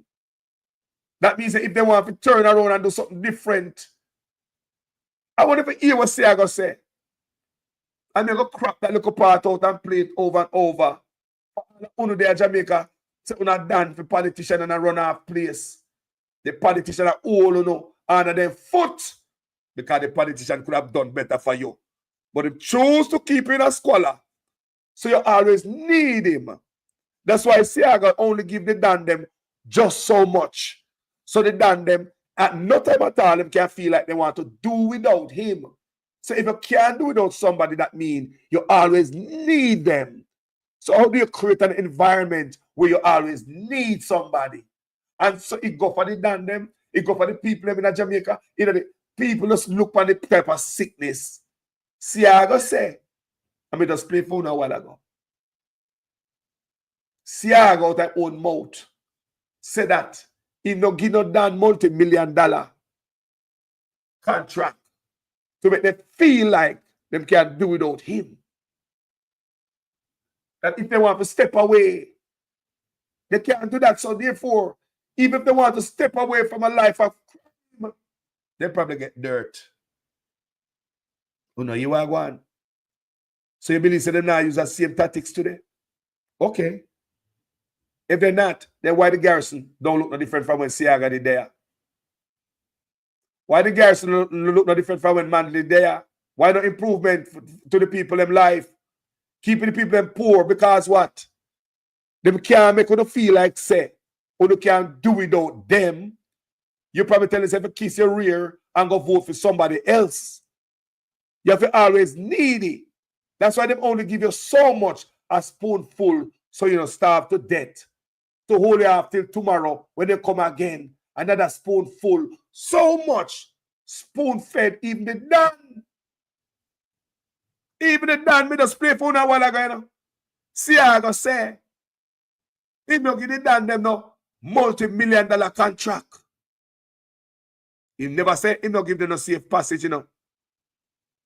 The journalists are asking. He never answer it. Right? You let them go, you give them freedom. He never answer the part there. He tried to cut her off and say him never give them the multi-million-dollar contract. So they can think, say, they don't need him. And they want to, like walk away. They're going to play them again, the people. They're going to get them in the studio, they're going to play Siaga and tell me, I'm control the garrison. Just a little spoonful today. 4 or 5 years, become give me another spoonful. By then you starve so much. You can't even cost me out more than just come take the spoonful. Even the Dan, boy, I run off and say, your man are the boss. Your man are the boss. This are the boss. That. Dans of Jamaica, where I follow politician. Who know life can be better. Based on what Siaga tell me, who know life can be better and them a hold on the back. If you are done, you play a great role for them. You're a front man, right? Them need you. You are on the pot of goal from when they get the vote from. That is the base. Them not change. And you are done in that area. Siaga said 10 term, right? If you listen to 10 term, Siaga says something like that. Didn't Siaga say 10 term? Didn't Siaga tell you 10 term? Natively. 10 term. So you are done and run off with Tivoli. So do this there. Siaga could have helped do this. But they want to give him a little bit. Siaga could have helped do this and take him out of the freaking ghetto. Long time. But doing so, do this we feel like him can do without the politician. Can't have that. But you want to do this, gather the votes to keep in the office for 10 years. Do this father coming up to him. There's a generation of the same thing. Look at the good people. Jim Brown.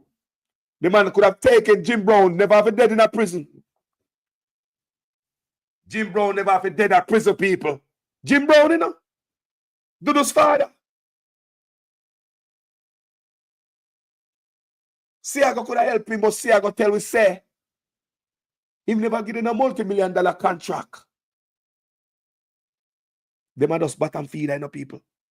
I never want to believe, say, them can do without him. So if you cannot do without somebody, that means you always need them. And it is a trend today, people. Hence our garrison, PNP are labor right. People are sitting down there waiting for the next election cycle. People live them life for politics in Jamaica. They really do. They live them life for politics.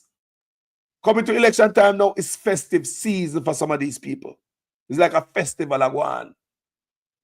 Colorful. The nicest time.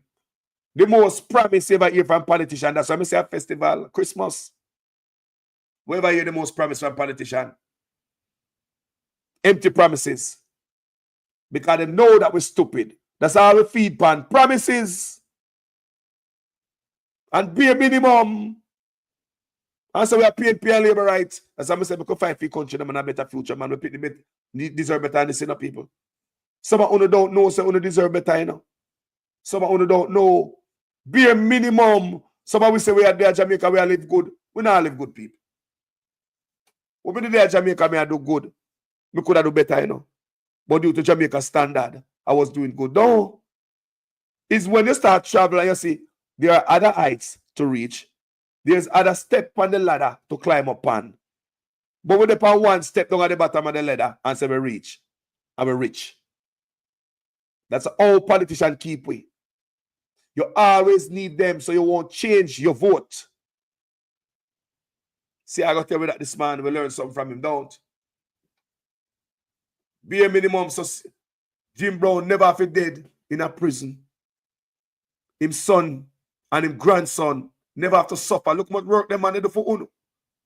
Why you never give Jim Brown a multi-million-dollar contract or a couple? So Jim Brown can come out of the ghetto. Take him family and young Dudus at that time. So Dudus have to come up in the life of crime. Why you never bust Jim Brown?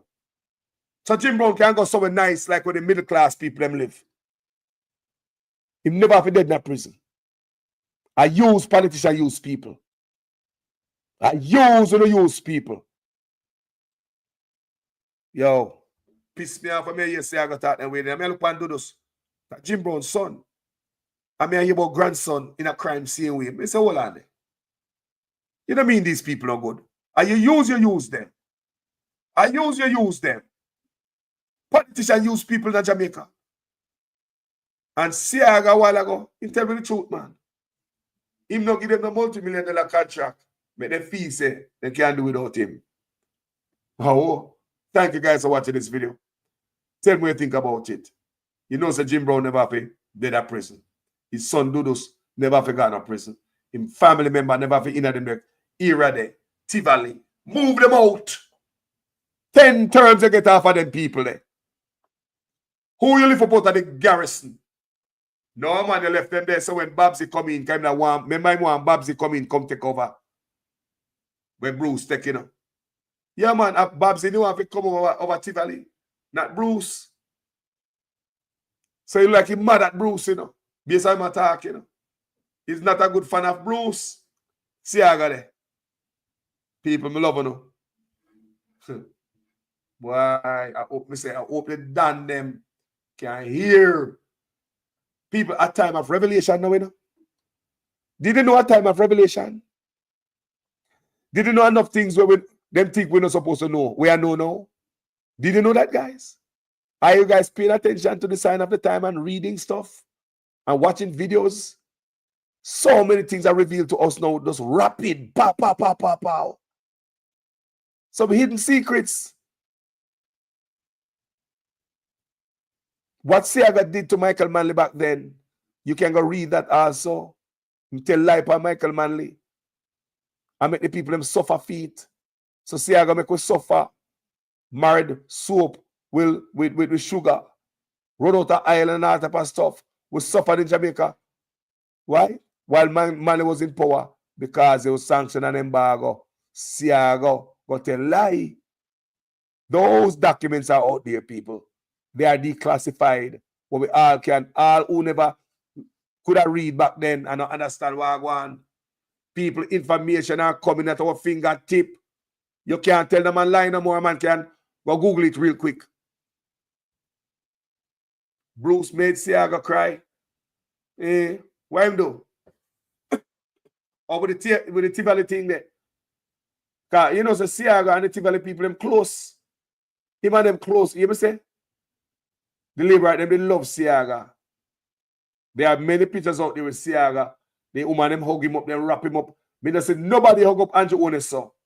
Me don't see one Labour right happy so around Andrew Ones. Not one of them misses happy so.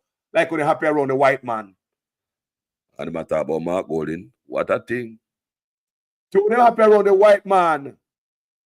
Siaga, pay a hug. Go look at some pictures, them out the people. Pictures of Siaga and the people, them. Not but hug, then they love Papa Eddie, the white man. I wonder how them have a problem with Mark Golding. Before I migrated to America, I saw with my eyes the JLP having their campaign, and it's pure picnic in them colors and march. Makes you wonder how hungry and desperate these people are, poor people are. Yes, man. They're desperate, man. Because politicians keep them that way for that purpose. And the Dan who have forced everybody to come out. You can't go vote for nothing else and make the Dan know. You better move with the stuff. That's why when they hear say police shoot a man at the garrison, all these women come out with placard. Some of them have to come out, you know. You think all of them women want to come out there? Oh, Darius are going like say she don't want to go out there, so. How she do? She don't like the Dan. Well, oh, Gwen never up there. I want them don't like the Dan. Eh? You have half the Dan. How come you never out there with everybody else in a placard and make nice with me and I burn the road when Dan get dead? So enough of the people they see out there, they don't really want to go out there. Just like how many people say vote for a green or a orange, they don't really want to do it. So that's why they have the Dan keep the cattle in a line. So the Dan there will never elevate out of the goddamn ghetto. Them rise in the ghetto. Look at Zeke's and all them, man. Where's Zeke's there? Did they take Zeke's out of the ghetto? Did they give Zeke's a multi-million-dollar contract or any other than PNP or labor right? They have done so much for you. Give us winnings after winnings after winnings. See, I got say a 10-term.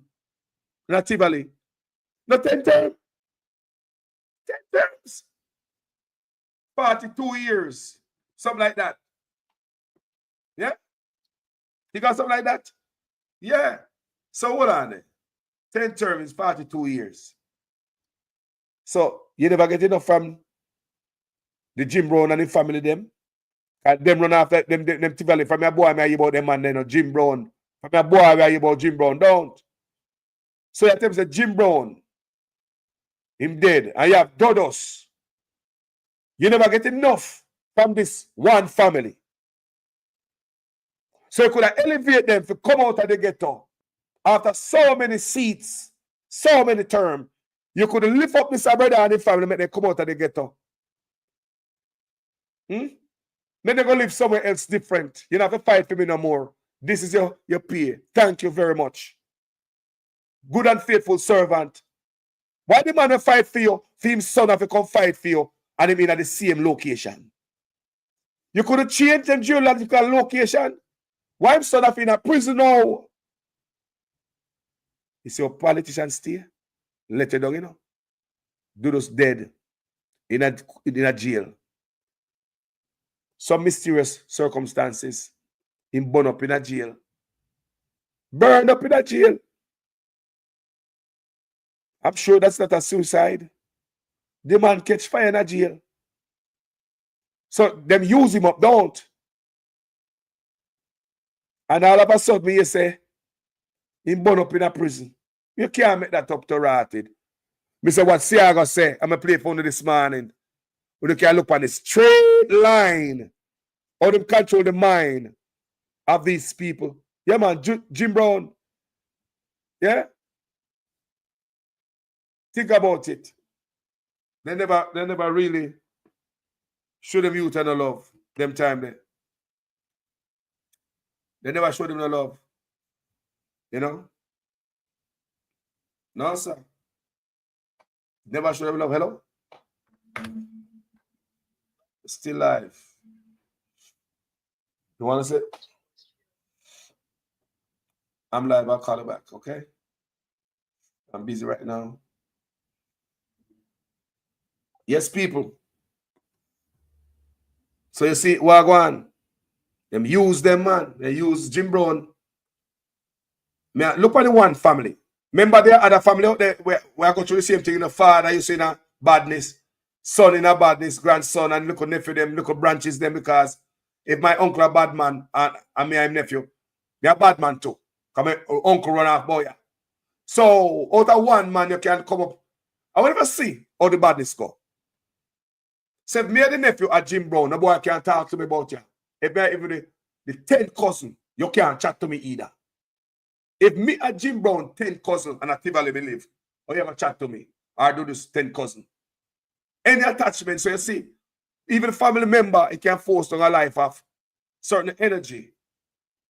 And say, I gotta tell me, as I say, him not give them no multi-million-dollar contract to make them feel so them can't do without him. Boy, them a think a boy, them a think a hurt you. They think a bad man. Good God. So you use all them down there. Siaga, you could have made them rich. When they look around Jamaica, other people come there rich with other complexion. Left it down them and then picked in and they get to see away. Like Jim Brown. Simple. Me say this is a good example. The father dead in a prison. Mysterious circumstances. Father dead in a prison. Surrounding some mysterious circumstances. Son get extradited. Son got extradited. They are prison foreign. Grandson, badness here. This, badness here. I mean, no, like we say, cousins and nephew and stuff like that. Because if my uncle do this, you can't chat to me. You have to watch your mouth. Don't. And if you them come, you know who my uncle, you know, so any boy touch your school, you know. Remember me, I just nephew, you know. So you have my little offspring now in the badness too. Because the boy can chat to your school because just tell him, say, yo, you do this, nephew, son. No boy can talk to you.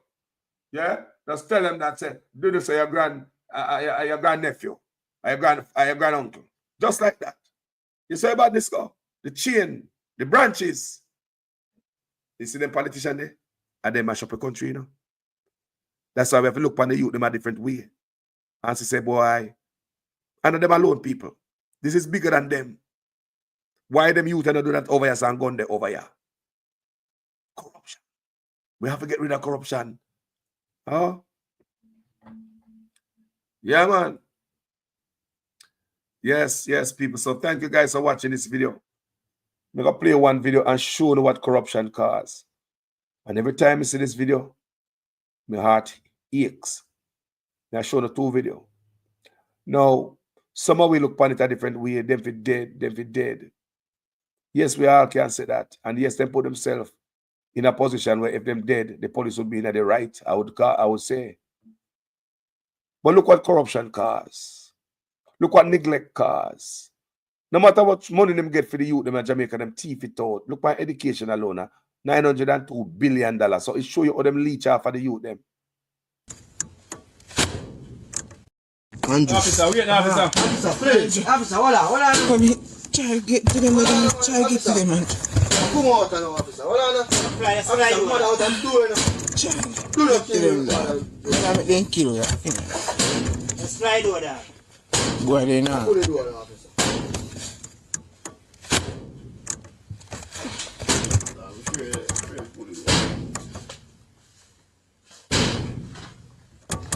Yo.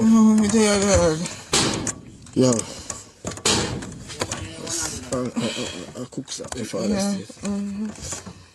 Let me hear that. I'm going easy.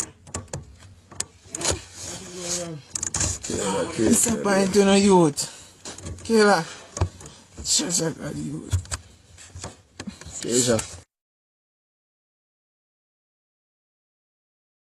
Officer, wait, officer. Officer, please.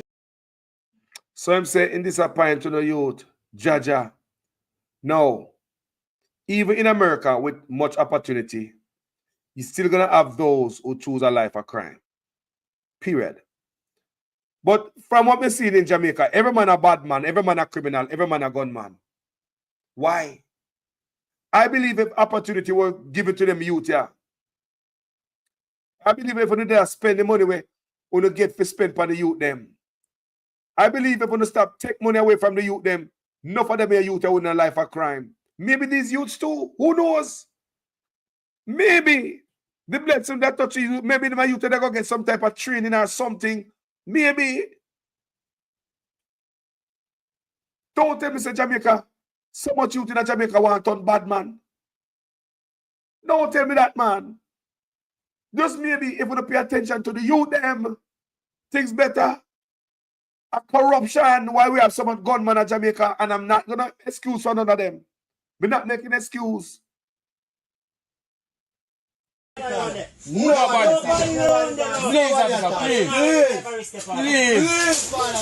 I live with the fun. Please, I live with the fun. Please, officer, do your begging. Please, do. See, Anyway, do. Please, officer. Shut up. Please, officer. Please, do. Please. No, please. Father God. No, officer, we're not going, officer, man. We're not going, officer. My brother, we are soldier and police officer. Please, we are good. Officer, just a big fucking mistake. Get accepted for the college. Why is it? Officer, please. I'm married to me. Officer, please. Get accepted for the officer. We're not, man. Officer, we are not fool. Please, officer. Everything is lock up, officer. Please, we are begging officer. Please. Please, officer.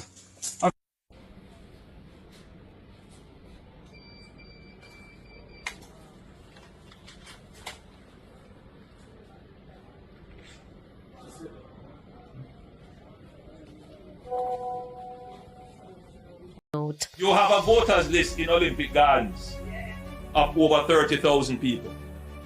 How many of them you think are criminals? Answer me. Give me a number. How many you think of them are murderers involved in murder? I can tell you that it is not more than 20. Brother, I can't tell the truth when you chat about serious. I see a joke I'm making, brother. You think I joke thing this? Only 20 criminal in an Olympic garden. No, me not got criminal up Olympic garden, you know. But come on, man. 20 no? You have a voters list in Olympic Gardens of over 30,000 people. How many of them you think? 30,000 and only 20 criminal. Mr. Prime Minister, just tell the truth. Sure, man. You don't have to tell no liar, so. You don't no jam, yes, bro. Just make the truth flow out of you, no, man. Open up and make the truth flow out of you. Human being is designed to speak the truth and do the right thing. That's why when I tell lie, you have to think so much, I take so much out of you. That's why when you're a thief, you see people look round them and I do all type of sin thing. Come on, Mr. Prime Minister, no, man. What is? You have a voters list in Olympic Gardens of over 30,000 people. How many of them you think are criminals? Answer me. Give me a number. How many you think of them are murderers involved in murder? I can tell you that it is not more than 20. Out of 30,000, not more than 20 criminal. Good to know, Mr. Prime Minister. Make you look good. Good policy. Not sure Mr. Changa do a hell of a job. Anyway, gentle people, thank you guys for tuning in. Our 3 hour me there. Yeah, long time. Yeah, thank you guys for being here. Yeah, my name is Jamaican Carlos. I'm out. All ministers under the new Jamaica Labour Party government will be given a job letter. That job letter has a timeline of 2 years and 6 months with key performance targets which are agreed upon by the cabinet, focused on 2 things: economic growth and job creation. Everything that they do must lead towards economic growth and job creation. Failure to achieve those specific targets within the time period are consequential. And then secondly, they will get a 90-day target. In other words, we want to be able to give a report card on the first 100 days of achievements.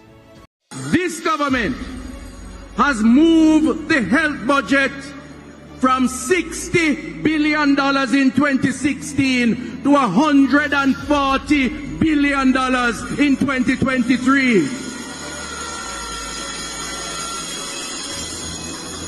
You would ask the Jamaican people, what have we gotten so far for this increase in budget?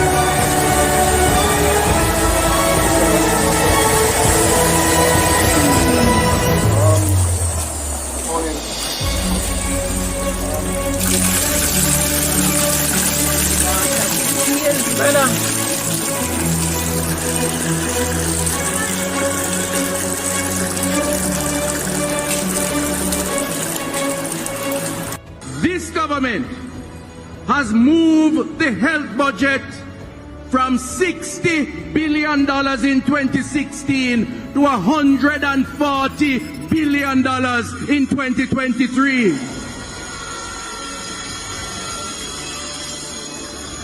You would ask the Jamaican people, what have we gotten so far for this increase in budget?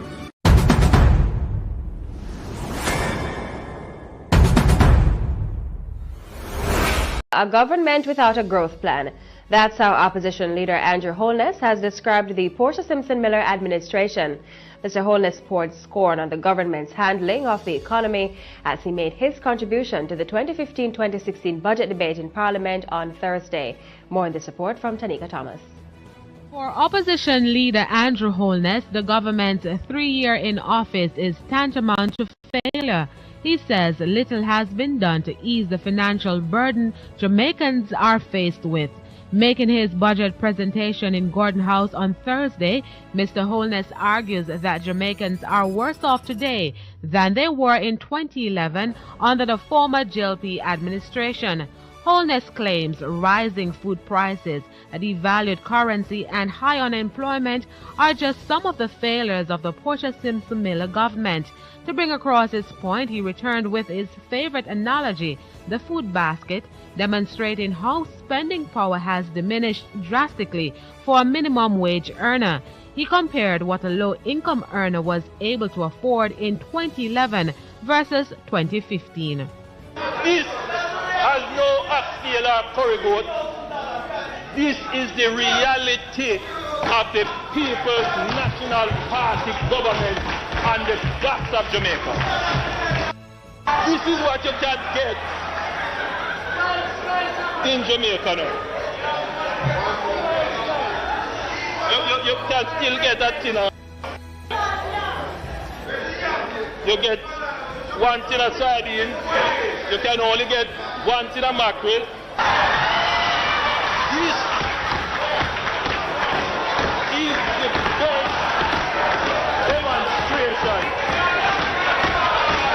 of where the country has gone under the PhD. Mr. Holness contends that a JLP government would do better at managing the economy. He says if the economy does not grow at a sustainable rate of at least 5%, then the IMF stipulations will become unbearable for national.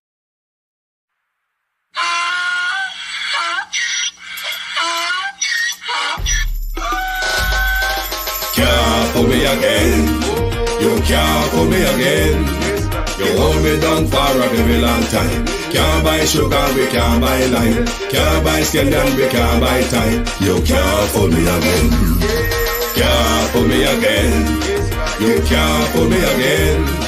You hold me down for a very long time. Can't buy sugar, we can't buy lime. You touch up line and a resort to crime. You can't pull me again. What we gonna eat no money, what we at you, eat no at you. Covid money, miss away, eat the yellow rat you. Use the youth, the money, waste my must have mantis statue. Say we like a catch you, but they got in a figure you. Take this print of money, God and say that is not you.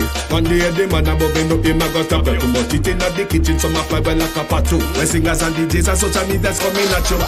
It burn me. 300% raise. It burn me. Garbage pile up the day. It burn me. Give the teacher them raise. It burn me. I see corruption please. It burn me. Mash down the people them house. It burn me. Every day appear arms out. It burn me. Appear money them a thief. It burn me. And them a sell out with each. Can't pull me again. You can't pull me again. You hold me down for a very long time. Can't buy sugar, we can't buy lime. Can't buy scandal, we can't buy time. You can't fool me again.